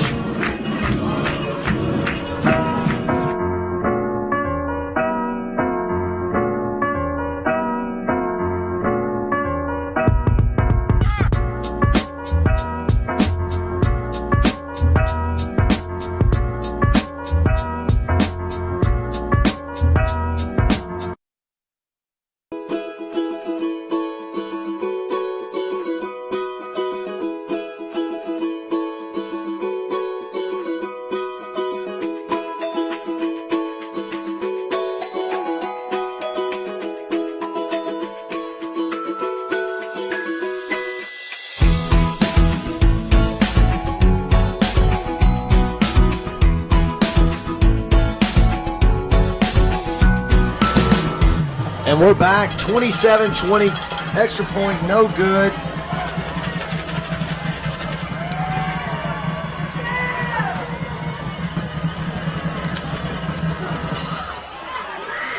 Nice kick by Dunn, in over in. Kelly gets it, he's at the 20. Walker with, good tackling. Good run by Kelly. Had him back around the 23, 24. Was able to get up, run hard. got back. St. Joseph. Well, he's gimpy too. That would be a huge loss for them because he's really played well. Kelly on the ground, kind of gimpy. Player down on the field is mainly Kelly. 32-yard line is where they will start from. He's just cramping, so should be okay. Just looks like he's cramping there, which is good to see. You don't want to see anybody get hurt. You want to see play hard, and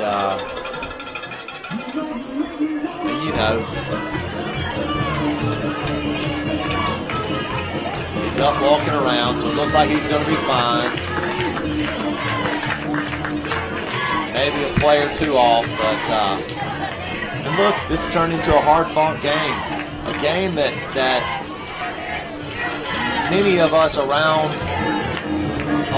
the Cougars, around this team throughout the year, expected it to be maybe a little bit closer than the last two times where it was running clock right as we started the first half, but certainly didn't expect this. But 3 turnovers, 1 for a touchdown will do it, and then just some mistakes, 4th and 9, the roughing the passer call that turns into a touchdown, but up 7, and looks like got to be a false start to stop the play, and that's what it was. False start, so they're going to start 1st and 15. And look, as much as the Cougars have had some self-inflicted wounds, Matt St. Joe has as well. The difference is, when you're the better team, you expect the other team to have some of those just because of the pressure that you put on play in and play out, and it hadn't been as lopsided as we thought coming into the game. Credit Madison St. Joe. But 27-20 Cougars, 2 minutes to go here. 1st and 15. Cougars showing blitz. He felt the pressure, happy feet, and looking.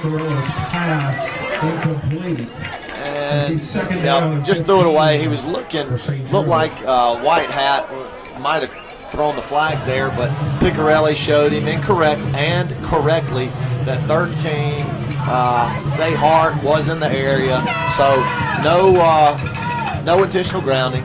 Going to be 2nd and 15 from the 28. And look, Picarelli's looked great tonight, and you got to give a lot of credit to the Bruins. They've hung around, made plays when they had to. 2nd and 15. And he's going, escapes one tackler up to the 40, 41. He's going to be about a yard short of the first down. With the carry. It's going to be 3rd and 1, so about a 14-yard gain. 14 yards. 3rd down and 1, St. Joseph. He doesn't look like he likes to run the football. It doesn't look super duper athletic, but did show some good presence there to step up. Maybe they're playing cover 2 man right there, so it kind of vacated everybody except for the deep safeties, and there was just nobody that held him in the pocket and got 14. Inside handoff to the big back, and he did not get it. That's going to be a loss of 2. Now they're not giving him a loss. They might give him no gain, but there's no doubt he did not get past the 40-yard line right there. So it's going to be 4th and 2. Interesting here. St. Joe has actually done a decent job. It looks like they're going to burn a timeout and talk about it here. But St. Joe's done a decent job defensively, getting us to kind of mid-yardage 3rd downs. We've been able to convert with Cockrell, but they've had a good defensive plan. So only down 7, a minute to go here. Maybe you punt the football. Timeout, St. Joseph.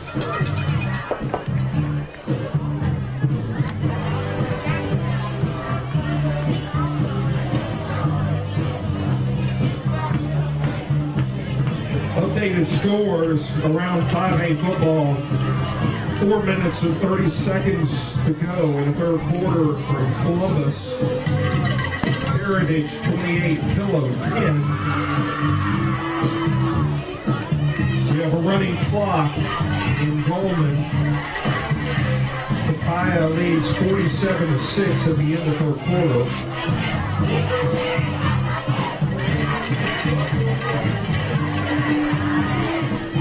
Still, the last score I have out of Senatobia Oak Forest 21, Magnolia Heights 0.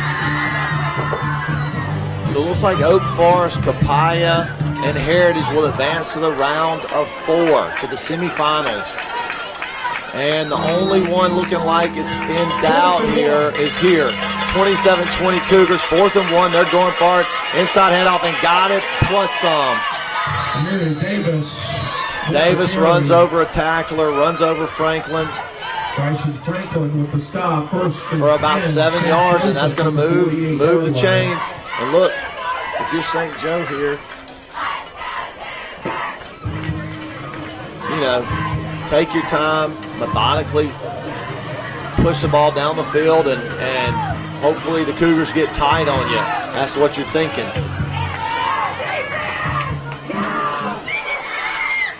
Takes the handoff, going long. Gunn's got, that's a push off again. Yes, and they call it. Finally, they get 3 to push off. He's done it all night. He's done it all night.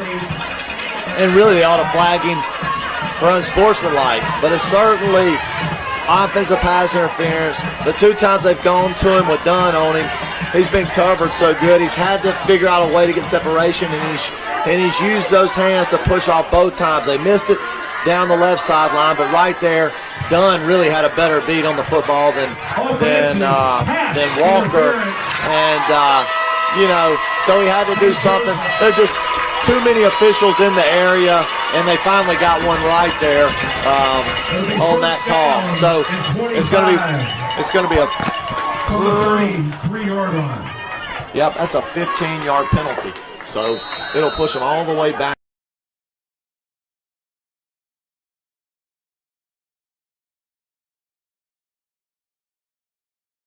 Don't push off there. He's got great position, pushing him to the sideline.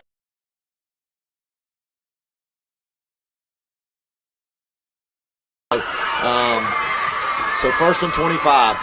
Takes the handoff. And great job. I think Sanford got a hand on it. And Walker, a little scissor route. You know,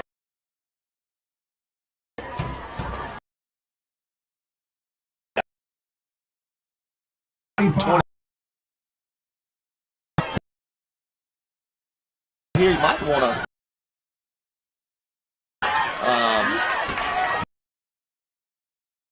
I'm sure a lot of different formations here. Watch this pick boy. Watch a pick boy. That looked like a false start. And it's inside handoff. But it's going to be on them.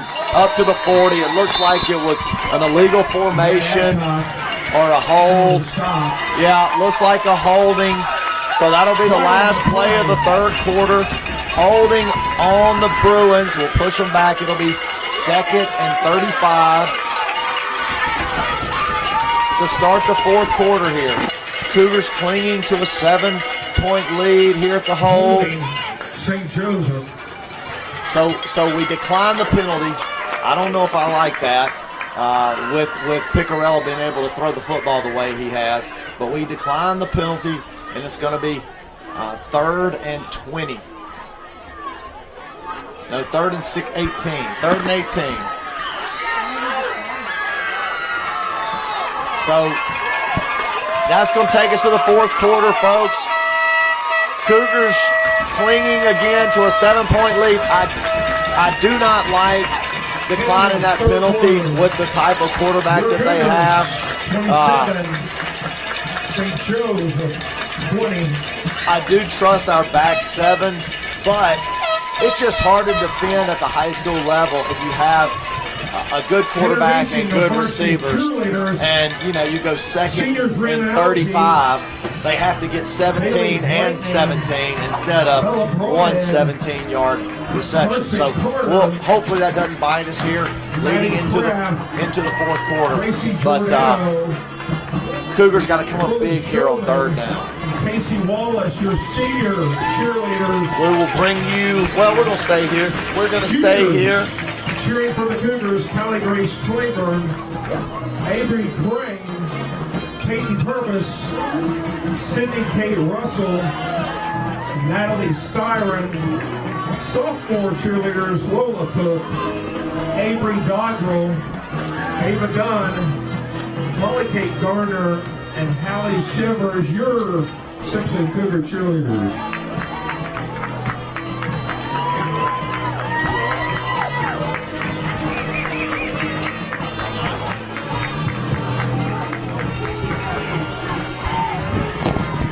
All right, here we go. Third and a long 17-18. Trips to the right.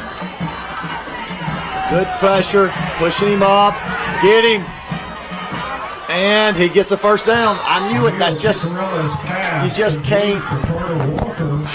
That's why you got to accept the penalty there. You got to move them back. You got to move them back. First down, St. Joseph. So it's going to be first and 10 from the 40-yard line. And, I got 0 years of coaching experience. There's a wealth of knowledge on that sideline, so I will defer to them. They do an unbelievable job day in, day out. But with a quarterback like Picarella, in that situation, here we go. Inside handoff to their big back.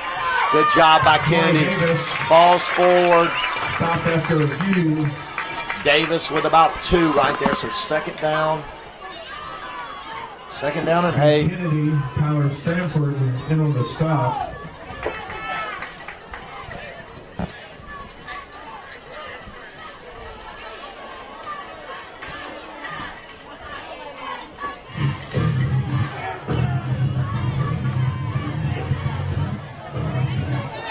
Let's see if we can bone up here and get a stop.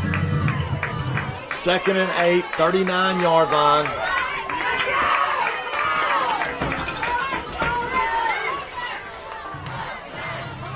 There's the snap. We got the sink. Get him.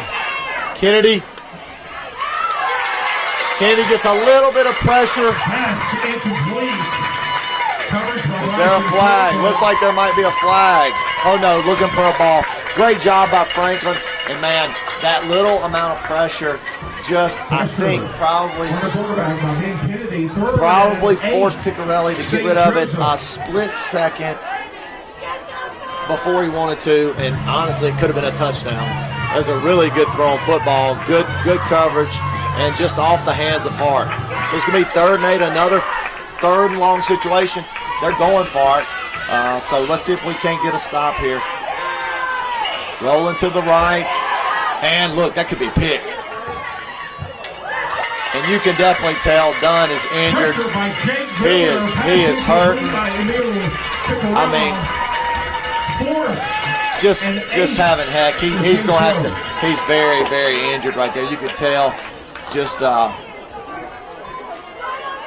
covering. Official timeout. Shaking up on the play. Sawyer. So it's going to be 4th and 8. Dunn out. Golly. And the thing is, you look at it, it's like he got banged on the shoulder again.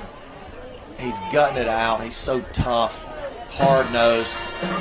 I mean, Dunn's a 5A player of the year in basketball, returning for his senior year. Hopefully he's not overly injured, but I mean, golly. Hopefully he's okay. John Boy Pierce with him. Sawyer gutting it out, though. Just doing everything he can to help his football team. Let's see if we can't get a stop here. 10 minutes, 36 seconds to go here in the 4th quarter. Cougars clinging to a 7-point lead, 4th and 9. Empty backfield, and you just never comfortable with Picarella back there. You know, get to him. Milner flushes him, got him. Yes, good job. Priest and Milner, great job by Milner. Didn't let the offensive lineman get his hands on him. Pushes him out to the right and gets a sack. Great job by the Simpson defense. Turnover on downs, and we're knocking on the door into Bruin territory. Let's close this thing out. Protect the football, give it to your Hoss, and let's go score.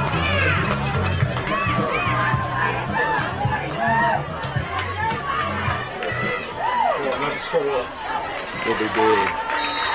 Dunn looks like he's finished for the night. I mean, he just gutted it. You hate to see it. Hopefully he's okay. Snap, hand to Cockrell. Shoestring tackle. Good run. 5-yard run to start the drive into Bruin territory. Going to be 5 yards, 2nd and 5. Going to be 2nd and 5 at the 46. This has turned into a war. Just Bruins hitting, Cougars hitting. You know, I certainly did not anticipate the Bruins to be this tough of a challenge. But you know, 3 turnovers in the first half, a couple of key injuries. That'll do it. And we got a flag. It's on us, I'm sure. It's got to be a false start, but he's not calling it. But he stopped play, so. Don't even see the flag. There it is. All right, they're discussing. Let's see what we got here. No flag. Flag is waved off. Replay of 2nd down and 5 from the 46-yard line. It was something with the receiver covering up on the line of scrimmage. I think that's what he's pointing to, that he was uncovered or covered in an illegal formation. But White Hat situated it, and we're good. 2nd and 5.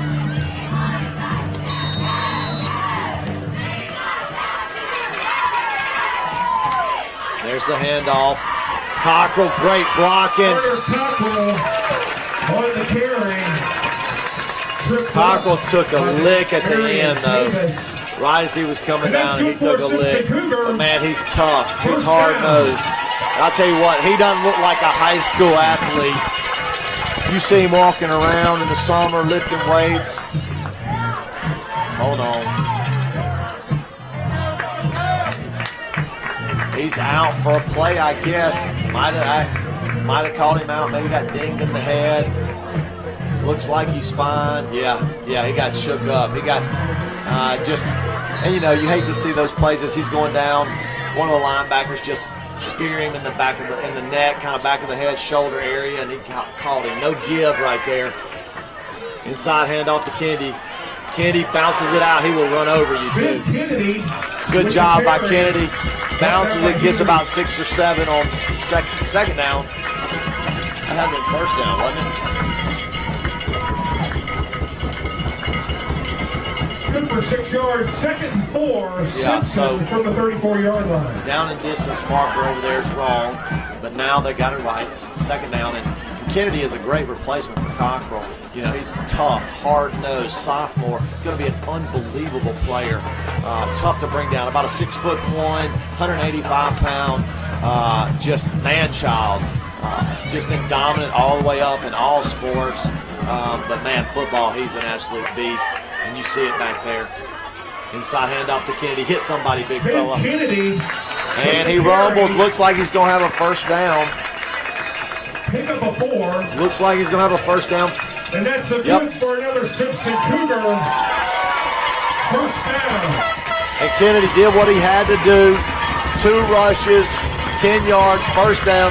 Keeps the clock moving. 8 minutes, 25 seconds here in the fourth quarter. Knocking on the red zone. Protect that football. I don't know if Dunn can kick a field goal or not. He might be out for the game. I saw him take his pads off. That's normally not a good sign. There's the snap. He's going to Funchess. Drops it. Funchess just couldn't haul it in. Hit him in the hands. Just a good play by the DB. And couldn't reel it in. Look, great pass right there. I thought he missed him early, but he let him get separation over the linebackers and just put a perfectly thrown football to Funchess and just didn't reel it in. Got to have some stronger hands right there. But look, I'm going to tell you what, that would have been a tough catch. That would have been a tough catch for Funchess, for any receiver. Contact right as the ball was called. So going to be 2nd and 10. I like the play call, though. Just mix it up. Now go back to your big fella on the little pitch. Oh, we got something here.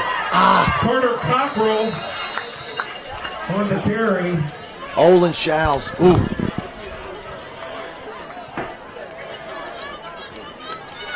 Olin Showles kicked out there. Man, I'll tell you what, he just slipped down. If he keeps that block on that linebacker just for 1 split second longer, I think we hit pay dirt again with Cockrell. So it's going to be a huge 3rd and 5 from the 25. 7 minutes 25 seconds to go here in the ball game.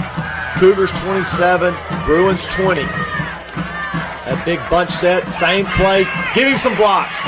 Nope. Carter Cockrell. And it's going to be 4th and 3. We got to go for it. With the carry. Our kicker's out. Hey, look. This is one of those times where Cockrell or any of the seniors, Mullins, everybody in that hole say, hey, let's go, big fella. Let's go, guys. Come on, big uglies. Pave a way. Let's go. We need 3 yards here.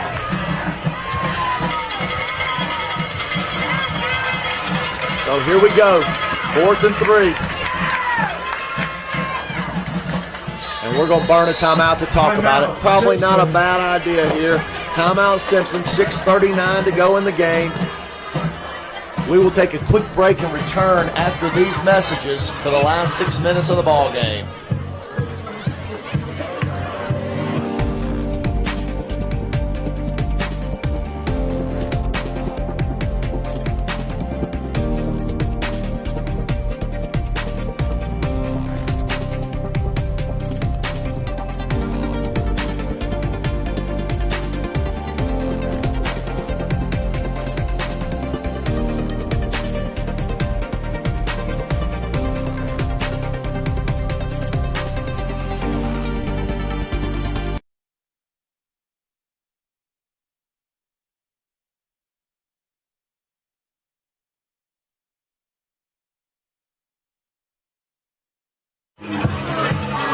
We're back.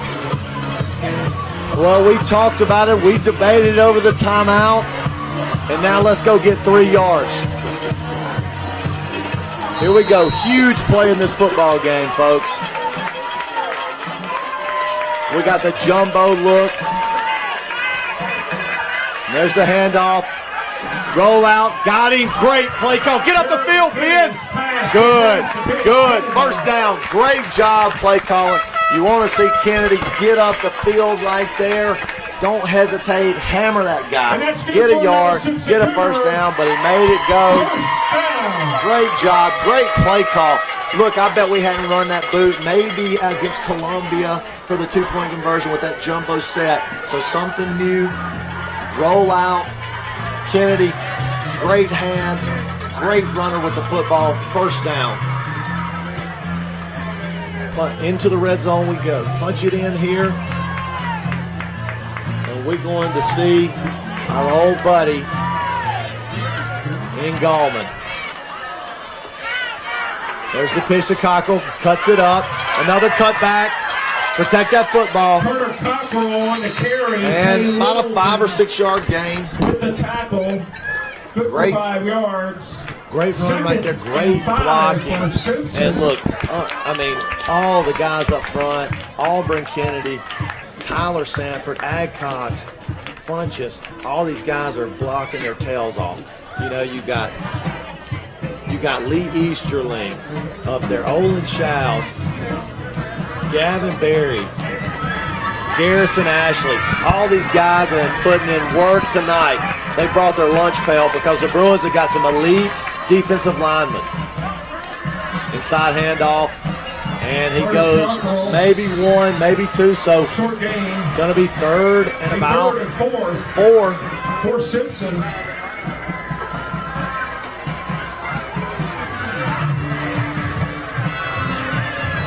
McKinney calling for the jumbo set. Look, I'd love to see the Taysom Hill power package here with Kennedy. Just put somebody in motion, put one of those big guys in motion like Adcox, and run it right behind. And there's the pitch. We like it. Cut it up. Get up there. First down. Inside goal to go. Hey, look, and that play's been our bread and butter. A little toss sweep. Little toss sweep, left toss sweep, right behind, running behind that bunch set. Running behind Mullins, Ashley. Clock running here.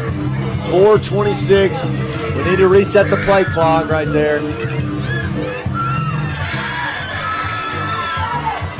4 minutes, 15 seconds. Huge play. Let's score. Same pitch. Mullins out front. Bang! Touchdown, Cougars. Touchdown, Simpson. Kicking Mullins out right there. Running with Cockrell. Just plowing people away. Paving a way for the end zone. Touchdown, Cougars. Cougars 33.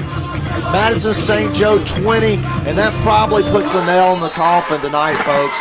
Look, very tough battle right there by the Bruins. Valiant effort, and it's still not over. I don't want to count my chickens before they hatch here, but Cougars are doing just enough to seal the deal here in the second half. Great drive, great execution, play that stands out here. Let's snap, hold, kick is good. So with 4 minutes, 11 seconds left here until the end of the game, Cougars 34, Madison St. Joe 20. We will take a quick break and return for the final 4 minutes. This is Chris Curley from Main Street Realty. All our properties in the area are listed on our MLS, and they can be seen in one place, on our website at teammsr.com. Our agents can be reached at 849-3226. That's 601-849-3226. And they are available for appointments. Again, our website is teammsr.com.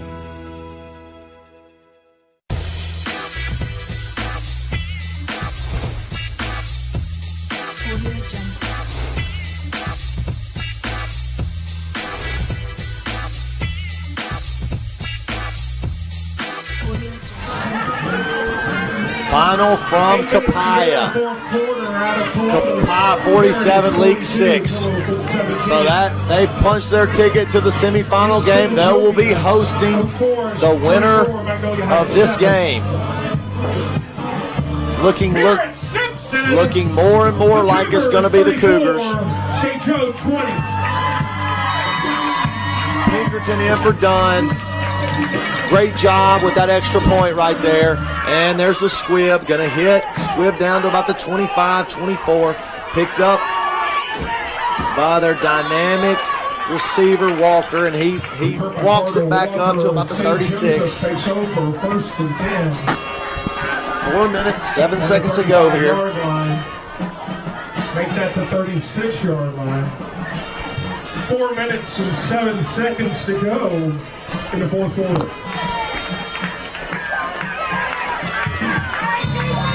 Duncan in for Dunn.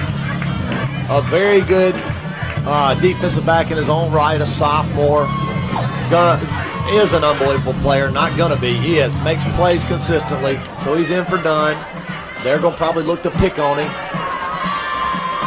Picarella. Adcox got him. Oh! Incomplete. But Picarella's down. Look, when Big Adcox When Big Adcox gets on you, I'll tell you what, he's going to bring a load. And Picarella's slow to get up.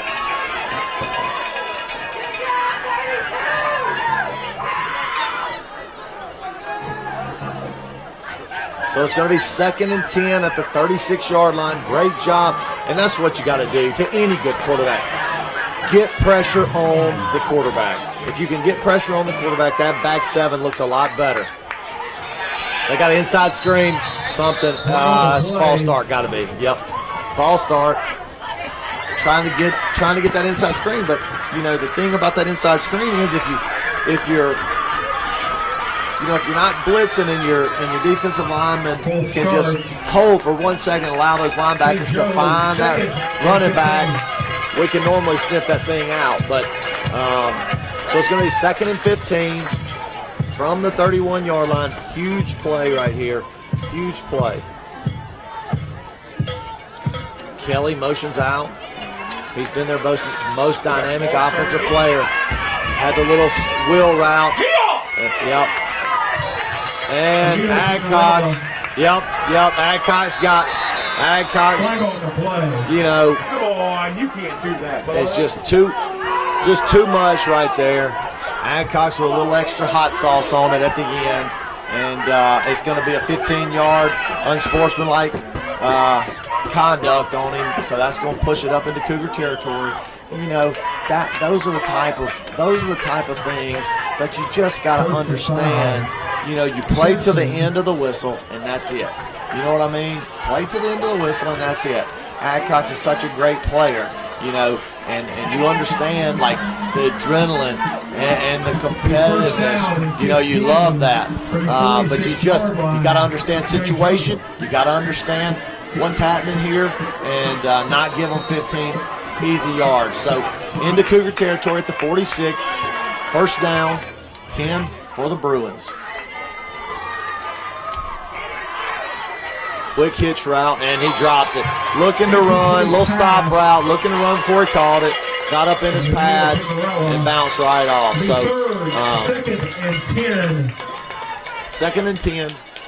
But look, first 3 times we played Picarella, and really the first time at St. Joe he looked good, but the last 2 times we played down here, he's really looked like a shell of himself. You know, when people tell me he's a 5-star, I'm kind of shocked, but tonight he brought his A game. He's really controlled their offense, made good throws, and there's the quick pass, little swing pass to Kelly. Makes 1 man miss, makes 2 men miss, and he's down around 3 or 4 yards. It's going to be 3rd and a long 6, 7, call it. And, you know, the Kelly guy's pretty impressive. He's kind of like a MAIS version of Darren Sproles, that type of player.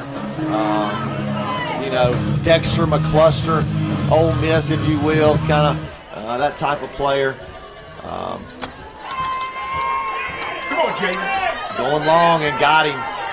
Touchdown. Neil Picarella's pass complete. Yep, you could see it, and look, and there you go. Walker just ran right by the DB. I don't know who was out there, but you certainly can tell when Dunn's not on the field. It makes it a lot easier to throw it over the top, and look, they're still in it. 50-yard touchdown, 46-yard touchdown, strike, Picarella to Walker. And they're going for 2. This is a huge 2-point conversion here, folks. Huge. Oh, great play by Walker. And look, they stole that one too from the Saints. That's a Sean Payton special. Motion out the wide receiver, and then throw it in motion with the 2 up blockers. You see them do that with Michael Thomas, more recently with Taysom Hill. But Walker, the defensive end, was able to sniff that out, get his hands up, and bat it down. That right there was a huge play to keep the lead at 8. So 2:59 to go here. I think St. Joe has 2 of their 3 timeouts. 2:59 to go. Cougars 34, Bruins 26.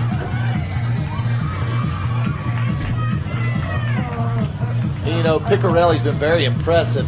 And look, Walker, the wide receiver, and Kelly, you can now see why these guys have made a pretty good run. I certainly was not expecting, they were here the last time we played them, and it just goes to show you if you let somebody hang around long enough with talent, they might bite you, and they certainly have. They're within striking distance of the Cougars here. Again, we're built. Our offense is built for this. 259. Best players are running back. Offensive line is really good. Should see, maybe a hard kick right into one of our up men. That's what I would do. It's onside kick. It's not going to get 10. Don't touch it. Oh, we touched it. I think they got it. I think they got it. I think they got it.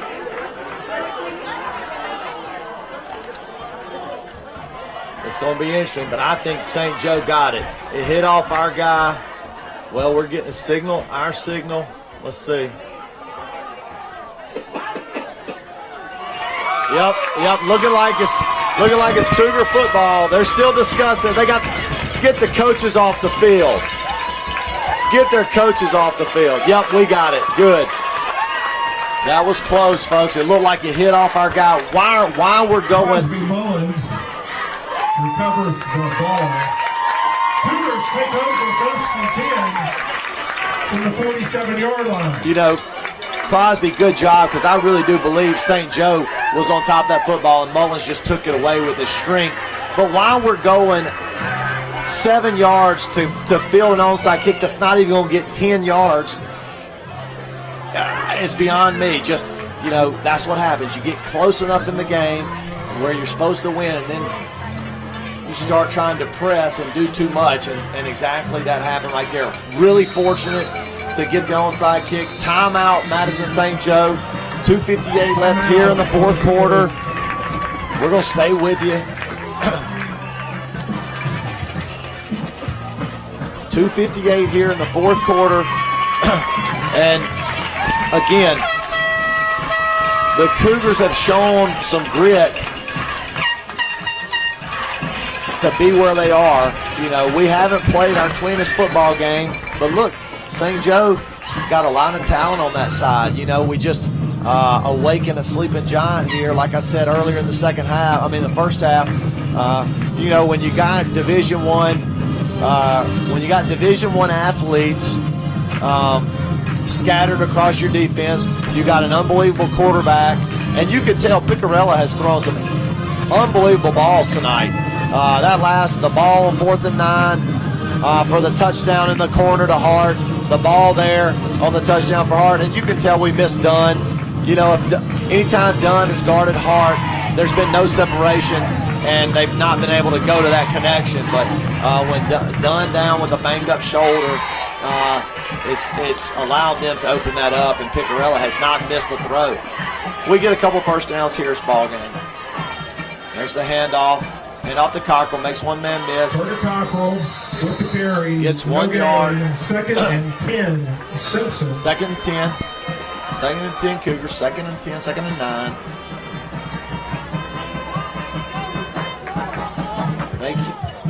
They did not call timeout. Looked like they called timeout. They have one timeout left, so we're going to be able to run this thing down into the minute mark. Probably they're going to be able to call a timeout. Probably about 1:45. So we need to get a first down. A first down wins the football game. Can't be afraid to get a first down here. They got too dangerous of a quarterback-wide receiver combo. There's a handoff to Cockrell. Kicks it out. Give him a block, Chance. Give him a block. He's to the 40. Stay in bounds, Carter. First down, though. First down.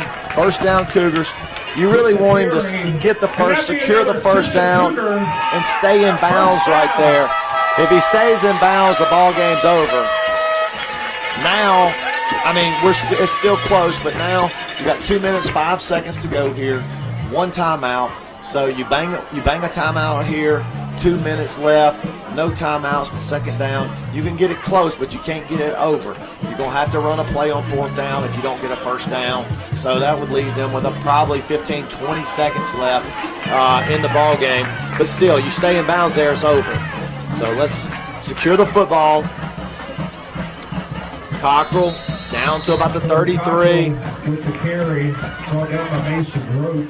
No timeout remaining. Yes, no timeout called yet by the Madison St. Joe sideline. They're probably going to wait until third down, I would say, or fourth down, pardon me.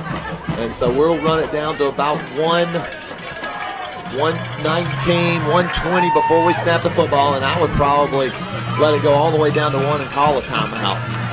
We are not going to need our timeouts, so I would not snap this sucker with anything but a 1 left on the play clock. Minute 23, 22 and counting. There's the snap with 1 second left. Hold on the football, Cockrell. That's ball game. Ball game, folks. That will do it. Great job by the Cougars to secure the win. That should take care of it. Minute and 12 seconds left. The Simpson Cougar. First down. Can't say enough about the Cougars. Can't say enough about this offensive line. Can't say enough about all of the personnel packages that we've had in the ball game and the way that they've blocked on the bunch side. You know, Sanford, Kennedy, Funches, Duncan, Adcox, Kennedy. Just so many big-time plays to secure this win. And look, frankly, the Bruins played really, really good, and got to give them a lot of credit. And that'll do it, folks. That'll do it here from the hole. A big win for the Cougars. Hopefully we can get Dunn back next week. Hopefully we can get Boykin back maybe in 2 weeks. I'm not sure from all indications. But look, great job by the Cougars to come back, secure the victory, and win the football game. Down 14-7 with about a minute to go. Got to tip your cap to Madison St. Joe. They played an unbelievable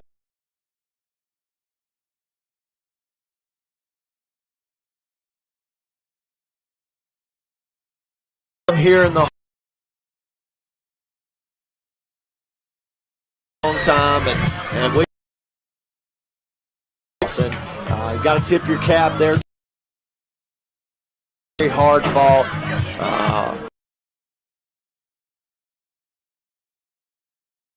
Next week,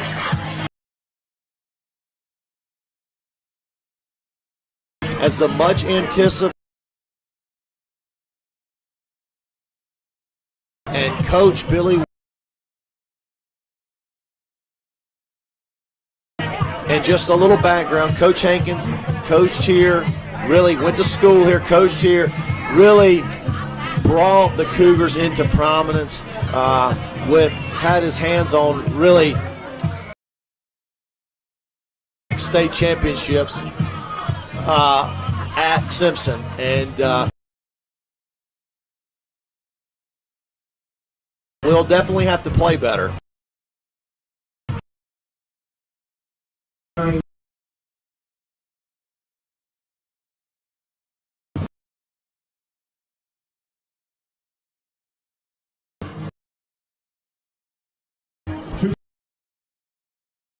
Papaya winners tonight, 47-6 over Lee.